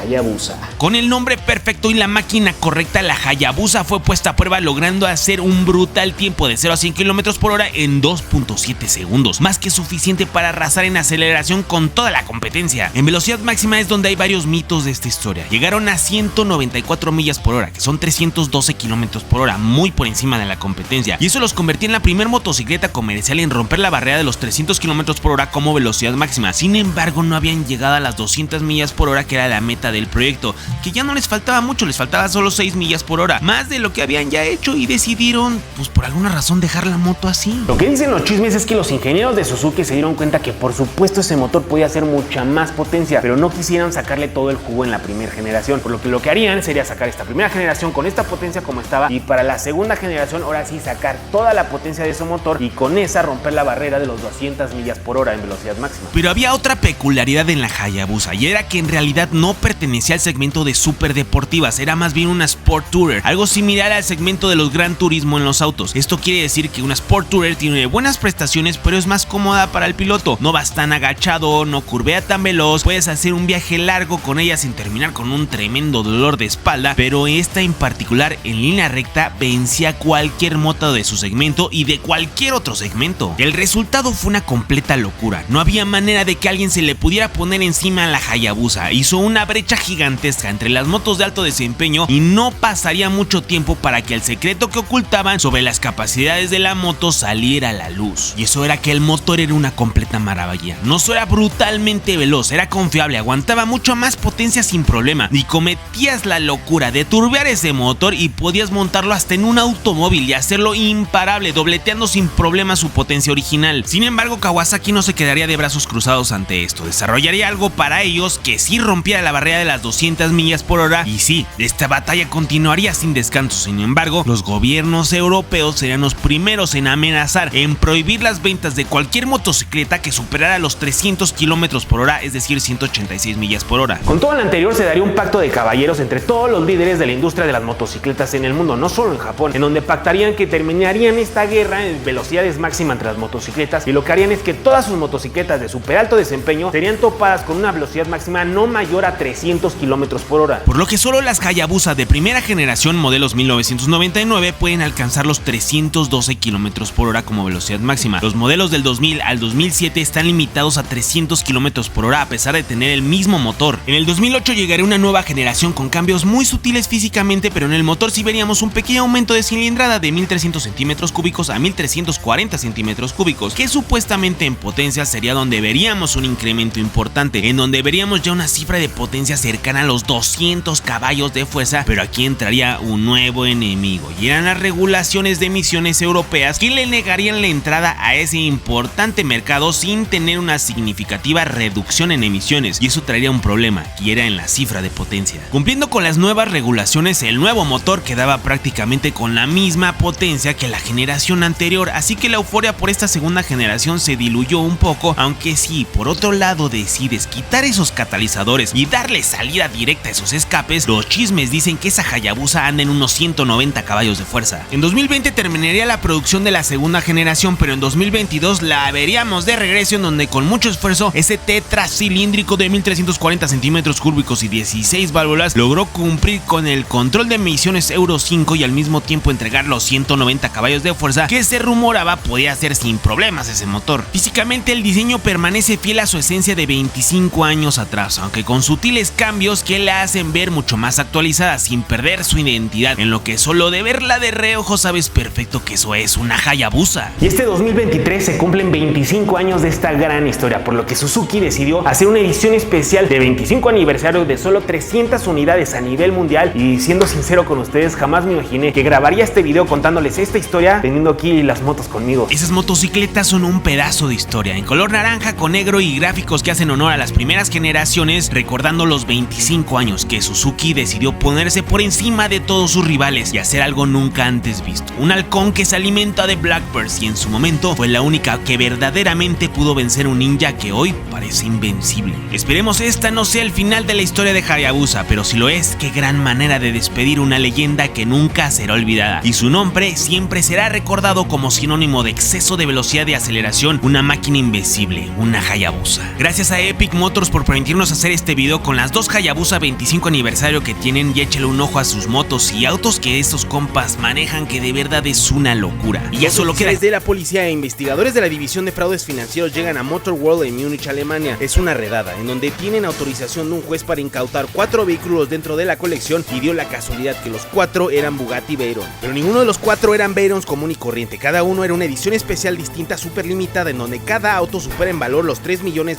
y de manera extraña los 4 autos estaban involucrados en el mismo delito y pertenecían a la misma persona. Conoce cómo detrás de estos 4 autos hay un fraude multimillonario internacional, en donde hay gente implicada como Leonardo DiCaprio, Kim Kardashian y hasta la realización de la película El Lobo de Wall Street. Pero no nos adelantemos y comencemos con esta historia que empieza en el 2009, cuando Najib Razak se vuelve el primer ministro de Malasia y crea un fondo de inversión gubernamental llamado One Malaysia Development Berhad, mejor conocido como One MDB. Este fondo, su propósito será invertir dinero de forma estratégica para minimizar la pobreza en Malasia como parte de su estrategia económica, en donde múltiples empresas de aquel país entrarían para poder potencializar este proyecto y ayudar a la gente. Es ahí donde entra a la historia un tipo de nombre Joe Low, un empresario conocido por tener buena relación con el primer ministro, y aunque no tenía ningún cargo político ni dentro de One MDB, realmente él era quien se encargaba de manejar los fondos de esta empresa gubernamental. Rápidamente este fondo de inversión se empezó a inflar de dinero, ya que ya no solo tenía recursos públicos de Malasia, también de inversión extranjera le empezó a llegar, lo cual aparentaba ser un éxito, ya que de inmediato One MDB pasó a ser una institución financiera billonaria que levantaba capital como loco. Sin embargo, algunos focos rojos comenzaron a aparecer. Por ejemplo, Joe Low pasó de ser un millonario conocido en Malasia a ser un multimillonario conocido en todo el mundo, comprando un superyate de nombre Equanimity en Indonesia, la creación de múltiples empresas de fondos de inversión en Australia y Singapur, y múltiples propiedades millonarias en Nueva York y Los Ángeles, además de una casa productora de nombre Red Granite Pictures, y pusieron como vicepresidente de esa casa productora a un productor de nombre Joey McFarlane. Joey sería quien conectaría a Joe Low, su jefe, con múltiples estrellas de Hollywood como Leonardo DiCaprio y Kim Kardashian, en donde Joe Low le haría un regalo muy especial a Leonardo DiCaprio, que era el primer Oscar que recibió Marlon Brando en 1955. Pagó por él $600,000 y se lo regaló a DiCaprio. Pero eso no fue todo. Con su productora capitalizó un proyecto para hacer una película en el 2013 de nombre El Lobo de Wall Street con Leonardo DiCaprio, y al año siguiente harían lo mismo con una película de nombre Dumb and Dumber 2 de Jim Carrey. Y negocios como estos los hacían todo el mundo. Compraba mucha arte en Luxemburgo, propiedades en Inglaterra, y es aquí donde entra la historia la compra de 4 Bugatti Veyrons en Alemania. Como les dije, suena rarísimo que una misma persona compre 4 veces el mismo modelo de auto, pero también tenemos que entender que son ediciones especiales y todas son distintas, y todas estas ediciones especiales del Veyron pertenecen a un grupo llamado como Bugatti Legends. El primero es una edición especial de color café y bronce de nombre Rembrandt, por el escultor italiano y sobrino de Ettore Bugatti, conocido por hacer esculturas de animales. Rembrandt Bugatti fue un artista popular con una corta carrera y solo se fabricaron 3 Bugatti Veyron en su honor. El segundo auto fue un Black Bess Bugatti Veyron, una edición conmemorativa del Bugatti Type 18 que se le apodaba Black Bess, y es conocido como uno de los primeros supercars de la historia, siendo uno de los autos más rápidos en el mundo en esos años. El tercer auto es un Jean-Pierre Wimille Bugatti Veyron. Jean-Pierre fue un piloto de Bugatti en los 30s y fue el primero en ganar las 24 horas de Le Mans en un Bugatti Type 57G. Con esta combinación única de colores colores azules, que es por eso que el Veyron porta esa misma combinación como homenaje al piloto y su auto. El cuarto auto fue un Meo Constantini Bugatti Veyron. Meo Constantini fue el gran amigo de Ettore Bugatti y fue el director de la fábrica de Bugatti en los 20s, pero no solo eso, también era piloto de Bugatti y fue uno muy exitoso, ganando la Targa Florio en Sicilia, Italia, lo que sería el precursor de la Fórmula 1 en un Type 35, y es por eso que este auto monta su nombre en los asientos y múltiples figuras de la carrera y colores dentro del auto. Y seguramente con toda la anterior apreciarás que el buen Joe Lowe es un tremendo conocedor de autos, dada la excelente colección de Veyrons que había adquirido, que por supuesto pagó a sobreprecio, ya que difícilmente creo que les haya comprado todos directamente a Bugatti, pero no es así. Yo sospecho que este tipo ni sabía qué estaba comprando. Se ve que claramente alguien lo estaba asesorando, y no solo nunca manejó los coches, yo también creo que es más, jamás los vio. Y es que si nos vamos al ámbito de compras de arte o inmuebles, el yate y todo en diferentes partes del mundo, este señor no es que fuera un tipo que supiera gastar su dinero, sino estaba tratando de comprar la mayor cantidad de activos a través de empresas fantasmas que se capitalizaban por 1MBV para así lavar la mayor cantidad de dinero para después vender todo eso y quedarse con un montón de dinero limpio. Y es que sabía que ese flujo de dinero infinito que era 1MBV se acabaría y sería antes de lo que planeaba, cuando en el 2018 Najib Razak pierde las elecciones en Malasia y el nuevo primer ministro comienza a investigar qué pasaba realmente en 1MBV. Púmbale, el primero en caer fue el exministro, en donde se probó que de manera descarada este compa sacó $700 millones y así como si nada se los depositó en su cuenta, una estrategia poco inteligente, y de inmediato se fue a la cárcel este señor. Pero Joe Lowe se había manchado mucho más. Aunque las investigaciones hoy en día siguen en curso, se rumora que se pudo llevar más de $1,000 millones,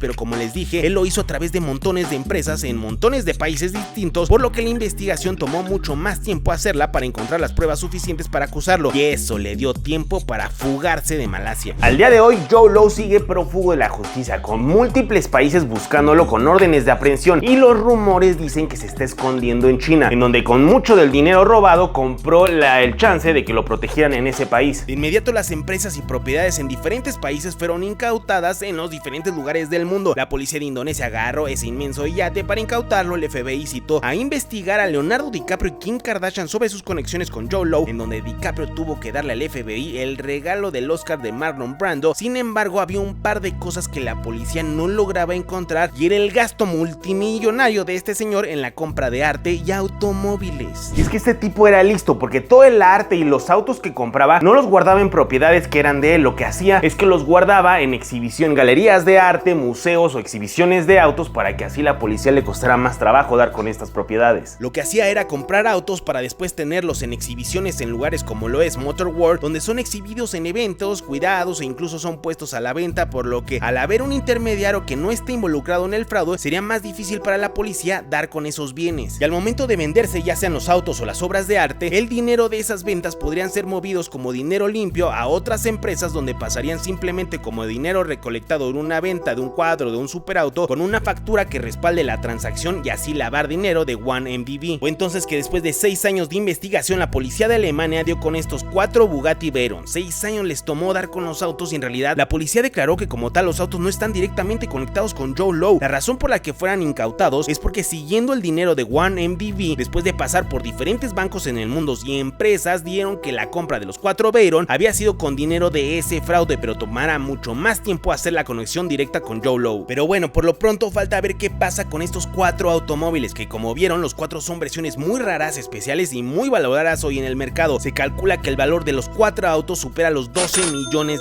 y la verdad es que cada auto tiene una tremenda historia detrás de quién es su anterior dueño, por lo que no dudo que hasta por eso suban más de valor. Así que pónganse vivos si vemos estos Veyron pronto a la venta o en subasta. Yo también estaré al pendiente, y si tú te los encuentras, pues ponme ahí en la caja de los comentarios o mándame un mensaje por Instagram, porque me encantaría seguir la historia de estos 4 autos, que no dudo ni tantito que este solo sea el comienzo de una gran historia de en dónde acaban y sobre todo con quién acaban estos Veyron. Otro punto importante en esta historia es que estos son solo 4 de muchos autos que seguramente fueron comprados con dinero de 1MBV. La investigación sigue en curso en varios países del mundo, y probablemente vayan saliendo más vehículos de la misma forma que estos serán incautados por la policía, si es que claro los encuentran. Por último, este tipo tenía un buen socio árabe con unas buenas conexiones políticas, que incluso resultó que en algún momento este señor fue el embajador de Arabia Saudita en México. Es por eso que probablemente algunos especulan que muchos de ese modo de operar, de comprar arte o automóviles con dinero de 1MBV, se haya hecho en México. Así que en una de esas encontramos alguna colección de autos increíbles involucrada con este merequetengue dengue. Así que ya se la saben y bien abusados. Por lo pronto, hace unos días tuve la oportunidad de sacarme esta foto con dos autos muy especiales para mí. Uno es un Chevrolet Camaro 1977, el otro es el concepto de lo que sería la quinta generación del Camaro, y ambos fueron los originales en interpretar a Bumblebee en la primera película de Transformers. Y hoy este icónico vehículo hace una pausa en su producción. Sí, se nos va, y tuve el privilegio de tenerlo por unos días, el último de estos, y fue manejándolo cuando decidí contarles la fascinante historia de cómo nombres como Carroll Shelby, John DeLorean, el mismo Ford Mustang y hasta Ferrari serían los detonantes para crear este magnífico auto. Y vaya manera de Chevrolet de despedir este icónico auto con una variante llamada Collector's Edition. Este es el SS, motor aspirado de 455 caballos de fuerza generado por un V8 de 6.2 litros y 455 libras-pie de torque, de desempeño impresionante, y más adelante en el video te daré mi opinión sobre el auto, pero me parece que lo correcto es contarte primero la gran historia que hay detrás de este auto y la Pantera que porta orgullosamente en diferentes lugares de esta versión. Pero dejémonos de rollos y vámonos al comienzo de esta gran historia que, por increíble que parezca, comienza con John DeLorean. Sí,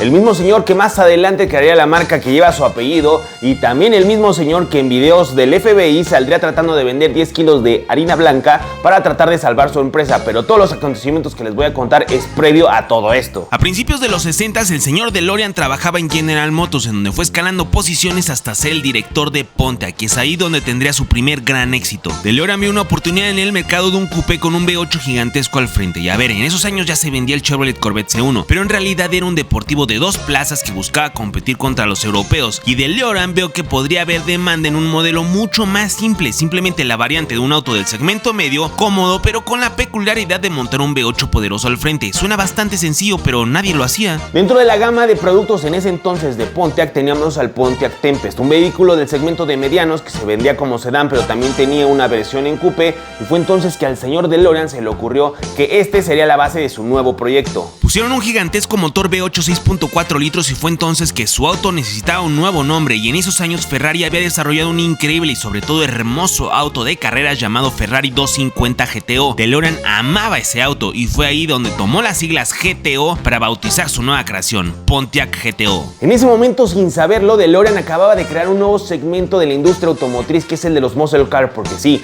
el Pontiac GTO es considerado el primer muscle car de la historia. El Pontiac GTO sale en 1964 y resulta un éxito para la marca. Sin embargo, los chismes de esta creación habían llegado desde antes a oídos de un ejecutivo en Ford que era ni más ni menos que el vicepresidente de la marca, Lee Iacocca, y fue entonces que este genio puso manos a la obra. Pues resulta que el jefe de Lee Iacocca, que era ni más ni menos que Henry Ford, le encarga dos tareas muy importantes para la compañía. Una era la creación de un coupé que satisfaciera la demanda de estos jóvenes que querían un deportivo pero a un precio accesible, que no fuera tan caro, y la otra era vencer a Ferrari en Le Mans. Y Lee Iacocca lo que hizo fue llamarle un viejo amigo, un granjero gallinero bien conocido por todos ustedes de nombre Carroll Shelby, que le ayudara con estas dos tareas. Pues resultó que tanto Lee Iacocca como Carroll Shelby fueron unos genios, y en 1964 anuncian el lanzamiento del Ford Mustang, que aunque algunos dicen que este fue la respuesta al Corvette y al GTO de General Motors, a mí no me parece que sea así. Lee Iacocca supo perfectamente diferenciar al Mustang de lo que ofrecía General Motors en ese momento, de que era el Corvette y el GTO, haciendo un coupé más pequeño con un motor de menores dimensiones, pero sí un V8, y con lo anterior también un precio más accesible, lo cual era una fórmula que resultó en un impresionante éxito de ventas por encima de los anteriores, y fue entonces que un tipo de nombre Ed Cole enfureció con todo esto. El buen Ed era vicepresidente de General Motors en ese momento, y él también supo identificar que Mustang no era realmente un competidor directo ni de Corvette ni de GTO, así que necesitaría un nuevo auto que pudiera enfrentar a este auto en su segmento que algunos llamaban como Pony Car, y fue entonces que levantó el teléfono y llamó a Pete Estes, director de Chevrolet, y le dijo que formara un equipo para crear un contraataque contra el Ford Mustang.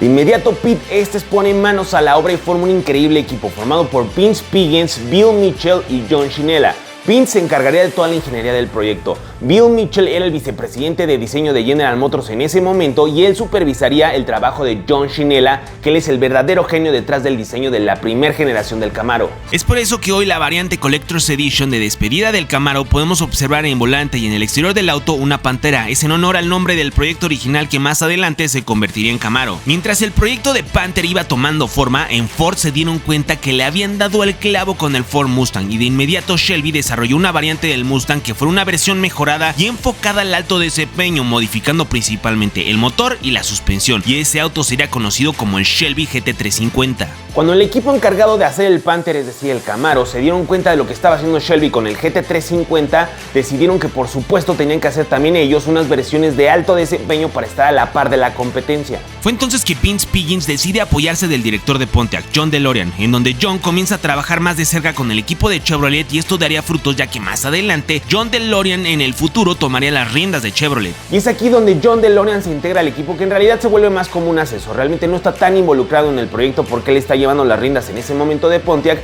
pero sí ayuda a Vince Piggins a crear estas versiones de alto desempeño, que es donde se forman dos grandes nombres que hoy son muy populares dentro de la comunidad de Camaro, que más bien son siglas, que son las siglas SS y Z28. Y lo que antes era llamado Panther, en 1966 se hace el lanzamiento del ahora llamado Camaro, que se convierte de inmediato en el principal rival a enfrentar al Ford Mustang, y a partir de ahí y por los siguientes 35 años veríamos un montón de variantes y modelos de tanto Mustang como de Camaro, adaptándose a nuevas tendencias de diseño y requerimientos gubernamentales, tratando de ser la mejor opción para sus clientes. Sin embargo, en 2002, durante la cuarta generación del Camaro, la historia daría un brusco giro para este increíble auto. Muchos dicen que la cuarta generación del Camaro es la más fea de todos, aunque para mí es de los más bonitos y los que más me gusta. Mucho tiene que ver que en esos años, cuando la cuarta generación estaba a la venta, yo era solo un niño. La verdad es que yo siempre lo he visto increíble. Pero bueno, el punto es que el Camaro Catfish, como muchos lo llaman por el parecido con el pez, pues realmente no resultó en el éxito de ventas que necesitaba la marca. Por su parte, Ford tenía a la venta el Mustang SN95, que es justo la generación del mismísimo Petro Mustang, y la verdad es que entre los conocedores, el SN95 tampoco es un modelo muy valorado. Sin embargo, este en ventas sí pudo mantener vivo el nombre Mustang, y más cuando pasó a la variante llamada New Edge.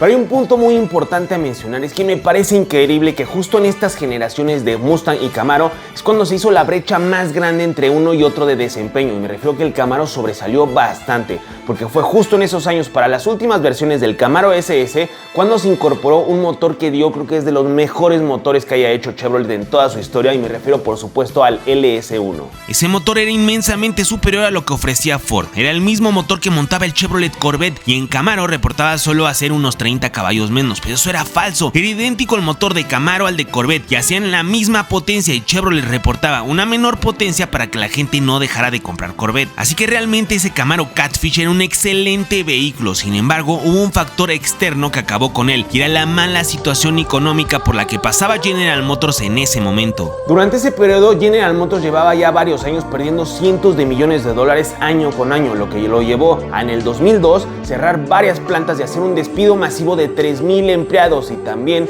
decidió que se cerraba, más bien se cancelaba la producción del Chevrolet Camaro. Después de 35 años, la batalla entre Ford y Chevrolet se tuvo que pausar. El nombre Camaro desapareció del mercado por 5 años hasta que llegó este concepto, que fue lanzado en una de las mejores estrategias de marketing de la industria automotriz, que fue la película de Transformers, donde este concepto del Camaro tomaría un rol protagónico dentro de la película, pero por encima de eso, creo que todos quedamos estupefactos ante lo increíble que lucía ese auto. Y la sorpresa fue mucho mayor cuando 3 años después vimos el modelo final de producción y lo parecido que fue a ese concepto, y fue entonces que en 2010 regresó la leyenda, nació la quinta generación del Chevrolet Camaro y resultó en un completo éxito de ventas. Chevrolet reinventó el segmento de muscle cars con este vehículo, ya que ya no eran solo autos que podían ir rápido en línea recta. No, esta nueva generación del Camaro tenía suspensión independiente, frenos Brembo, de verdad era cosa seria también en las curvas y también en las rectas, ya que montaba un imponente motor de 400 caballos de fuerza con transmisión automática y 426 caballos con transmisión manual. Tras el increíble éxito de la quinta generación, la receta para la sexta generación fue muy similar, actualizando tanto el interior como el exterior del auto, pero conservando la misma esencia de lo que fue ese concepto que conocimos bajo el nombre Bumblebee. Y qué bien que hicieron esto, ya que la sexta generación me parece formidable, y es justo con esta edición con la que nos dice adiós de nuevo, aunque las razones no son las mismas que hace 22 años atrás. En los últimos 5 años el precio de la acción de General Motors ha decrecido, y por supuesto no está en una situación crítica como lo fue en el 2002, pero lo que sí saben los ejecutivos de la marca es que si quieren detener este decremento futuro tienen que empezar a invertir todos sus esfuerzos en motorizaciones híbridas y eléctricas y por supuesto todo esto enfocado al segmento de SUVs. Y la verdad es que hoy un coupé de motor V8 de 6.2 litros de altos consumos y que cada vez es más difícil que cumpla con los estrictos requerimientos de emisiones, difícilmente puede contribuir para darle el impulso económico que requieren sus inversionistas. Es por eso que Chevrolet hizo una variante de despedida del Camaro a la altura de su gran historia y de su gran nombre. Y de verdad, gracias Chevrolet, gracias por respetar tu nombre y tu legado, ya que es triste a veces ver que muchas marcas explotan estos nombres poniéndoselo a SUV solamente por estrategias comerciales. Tuve el privilegio de manejar por unos días Camaro SS Collector's Edition y lejos de manejarlo en mi ciudad quise emprender un viaje a una ciudad que amo, que es Querétaro, y grabarlo desde ahí. Sí, los consumos están fuertes, más cuando te vuelves adicto a que a la más mínima oportunidad presionar ese pedal a fondo y sentir el empuje de ese motor, escuchar ese impresionante sonido, sentir esa leve y peculiar vibración de 8 pistones girando a 6500 revoluciones por minuto, sabiendo que probablemente este sea el último Camaro con esa peculiaridad, un V8 aspirado a puro pulmón, como comenzó esta historia hace 57 años y que hoy dice adiós. Collector's Edition viene en este magnífico color negro en contrastes en el centro en mate, la increíble pantera que hace homenaje al proyecto que lo vio nacer. Todo el auto viene con detalles propios de un ZL1, los rines 20 son espectaculares,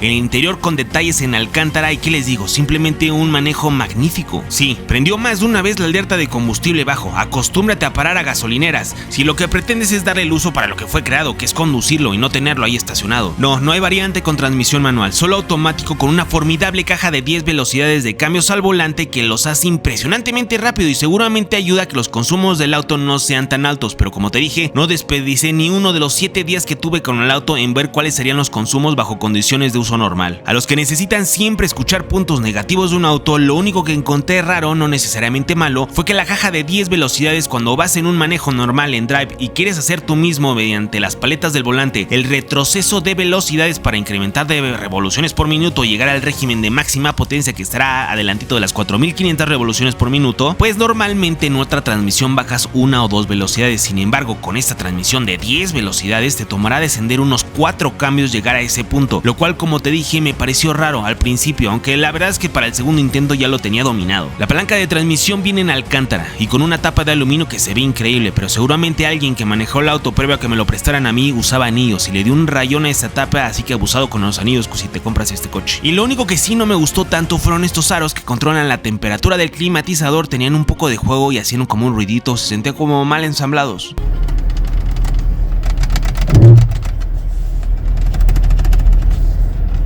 Pero bueno, la verdad me parece insignificante este tipo de cosas cuando juegas un poquito con los modos de manejo y escuchas el sonido de los escapes de ese motor. El agarre de los asientos es formidable, el volante en alcántara es un agasajo sujetarlo mientras vas manejando y simplemente el auto es hermoso. No hubo una sola calle por la que pasara sin que la gente lo volteara a ver. Pero bueno, ya, precio de este vehículo, 1.414.900 por la variante SS Collector's Edition. Y la verdad es que si tienes la oportunidad de darte uno de estos, hazlo, porque no por nada se llama edición de colección y de verdad es una pieza de historia única. En cuanto a la historia de Camaro, estoy seguro que no es el final de su historia. Seguramente regresará, pero ya no con ese V8 aspirado. Seguramente lo veremos con motorizaciones híbridas o eléctricas y lo único que espero es que esté a la altura de este gran nombre. Bien ahí Chevrolet, gran vehículo para darle cierre a este capítulo de tu historia. Y gracias Chevrolet por permitirme que el turboabuelo y yo pudiéramos conocer este último Camaro. La pasamos brutal, por lo que ya nada más queda que le des amor a este video y le hagas caso al consejo que el turboabuelo te va a dar. Y a veces de petróleo seguramente vieron este choque que se volvió viral hace un par de años donde un Ford GT Heritage Edition pierde el control y acaba embarrado en una palmera en Florida. Pues la cosa con este Ford GT se acaba de poner bastante complicada, porque este choque destapó una cloaca de problemas que hoy son un montón de demandas donde involucran a una de las más importantes subastadoras de autos exóticos, un distribuidor malandro en Canadá y un incidente de años atrás en Brasil, que es donde al parecer comenzó todo esto. Y de manera increíble, el choque con esa palmera fue lo mejor que le pudo pasar al dueño del auto. Por eso que siempre que vemos choques de superauto les recomiendo que no les pierdan el rastro, porque luego se arman historias tremendas como estas. Esta historia comienza en el 2006, ya que fue durante este año donde Ford haría una versión especial de lo que ya era una versión especial. En total se fabricaron un poco más de 4000 unidades del Ford GT de esta primera generación, pero solo 343 unidades serían las Heritage Edition, que venían de fábrica con estos magníficos colores azul y naranja, replicando al Ford GT40 de 1968, ganador de las 24 horas de Le Mans. Pero algo no tan positivo de este auto y es que la única ayuda electrónica con la que cuenta es con frenos ABS, por lo que montando un motor V8 supercargado de 550 caballos de fuerza fuerza acoplada a una transmisión manual, debe ser terrorífico aplicar el acelerador a fondo ahí. Puntualmente lo digo por el control de tracción, con el cual no cuenta, así que es responsabilidad del conductor regular el clutch y el acelerador, si no quieres acabar quemando llanta y embarrando ese auto, lo cual para nada es tarea fácil. Y es como este Heritage Edition comenzó su historia con un señor de 51 años en Brasil que al parecer le ganó un poco la emoción con el acelerador y acabó chocando su hermoso Ford GT contra un poste. A pesar de ser un poste de concreto y derribarlo, el conductor salió ileso del incidente. Sin embargo, ese Ford GT sí le fue bastante mal, dejando deshecho todo el frente del auto. Un punto positivo de este acontecimiento fue que todo el daño del auto fue en la parte frontal y el Ford GT monta el motor en la parte central, es decir, atrás, por lo que el motor estaba intacto y los daños, aunque eran considerables en carrocería y chasis, podrían ser reparables. El dueño brasileño no quiso arriesgarse a reparar el auto en Brasil, así que decidió mandarlo todo chocado hasta Detroit en Estados Unidos para que fuera completamente reparado, y es así como este auto llegó nuevamente a Estados Unidos. Ahí pasó muchos meses en reparación hasta que por fin estaba listo, pero dado los gastos por repararlo y el costo de mandarlo de regreso a Brasil, el dueño prefirió que se vendiera en Estados Unidos, y es aquí donde la cosa se pone bastante truculenta. Por ley en Estados Unidos debes de reportar un accidente ocurrido en un auto ya ha sido reparado. Estos son los famosos autos con título salvage, que no son más que autos reparados de algún siniestro mecánico importante, pero por tener este título son autos que se venden por debajo del precio del mercado dado su pasado, y también con esto obligan a darle a conocer al comprador que el auto que está adquiriendo tuvo algún daño mecánico importante en su pasado. Pero en el caso particular de este Ford GT, el choque no fue en Estados Unidos, él chocó en Brasil, y por supuesto cuando vio que estaba a la venta había una buena oportunidad para hacerse de él. Y esa oportunidad era que ese Ford GT reparado podía ser vendido con un título limpio a precio regular, y la verdad es que durante la reparación se hizo un muy buen trabajo, así que difícilmente alguien se daría cuenta que estaba reparado, a menos de que este auto por alguna razón tuviera que ser desarmado del frente. Pero para hacer este fraude la cosa se puso muy complicada, y es que de acuerdo con los datos, los propietarios del vehículo, el primero en comprarlo del señor de Brasil fue un distribuidor de autos en Tampa, Florida, que el mismo día que lo compró se lo vendió a otro distribuidor de autos en Arizona. Después la cosa se pone todavía más rebuscada, porque de acuerdo con Sebastian Bell de Car Scoops, el distribuidor de Arizona lo subastó solo unos días después a través de Barrett Jackson, que es una de las subastadoras de autos clásicos y exóticos más respetables del mundo, y cualquier auto para poder ser subastado por ahí debe tener una extensa investigación desde la procedencia del vehículo hasta las condiciones mecánicas de este, y de ser cierta esta información, Barrett Jackson subastó este auto sin darse cuenta que era un vehículo reparado de un accidente. Aquí es donde entra la historia Robert Guarini, que compra este vehículo, donde no es muy claro si lo compra a través de Barrett Jackson, siendo la parte vendedora un distribuidor canadiense de nombre Silver Arrow, o al final Silver Arrow es el que le vende directo el auto. El punto es que el distribuidor Silver Arrow es muy importante en el caso, ya que no solo es la parte demandada en esta historia, también cuenta con un pasado bastante raro. Es que Silver Arrow es un importante broker de autos premium que tiene un inventario espectacular: Ferraris, Porsches, Lexus LFA, de verdad tiene autos increíbles, pero lo que no tienen es la mejor reputación, ya que cuenta con un par de historias sobre clientes que compraron con ellos y no les fue muy bien, además de estar en una lista de los demandados por Ford. ¿Se acuerdan que hace tiempo en otro video les conté sobre el luchador y actor John Cena, que compró un Ford GT y lo vendió antes de tiempo y Ford lo demandó? Pues lo mismo pasó con estos cuates de Silver Arrow, que de la misma forma adquirieron un Ford GT y lo vendieron por supuesto a un sobreprecio, y Ford los demandó. Pues el punto es que Silver Arrow se hace del Ford GT Heritage Edition, ya sea a través del distribuidor de Arizona o por Barrett Jackson, y en cuanto es dueño de este auto se lo vende al señor Robert Guarini por poquito más de $700,000 en el 2022. Y solo 3 semanas después de la venta, el señor Guarini, tratando de bajar de tercera a segunda velocidad, al parecer se puso nervioso con los pedales, soltó antes, apretó de más o quién sabe qué hizo, que se las ingenió para embarrar su recién adquirido Ford GT Heritage Edition contra una palmera en Florida. Las imágenes rápidamente le dan la vuelta al mundo, no solo por ser un auto rarísimo chocado, también por huir, ya que Robert huyó del accidente abandonando el auto, y después declaró que la causa del accidente fue por su poca experiencia manejando autos con transmisión manual.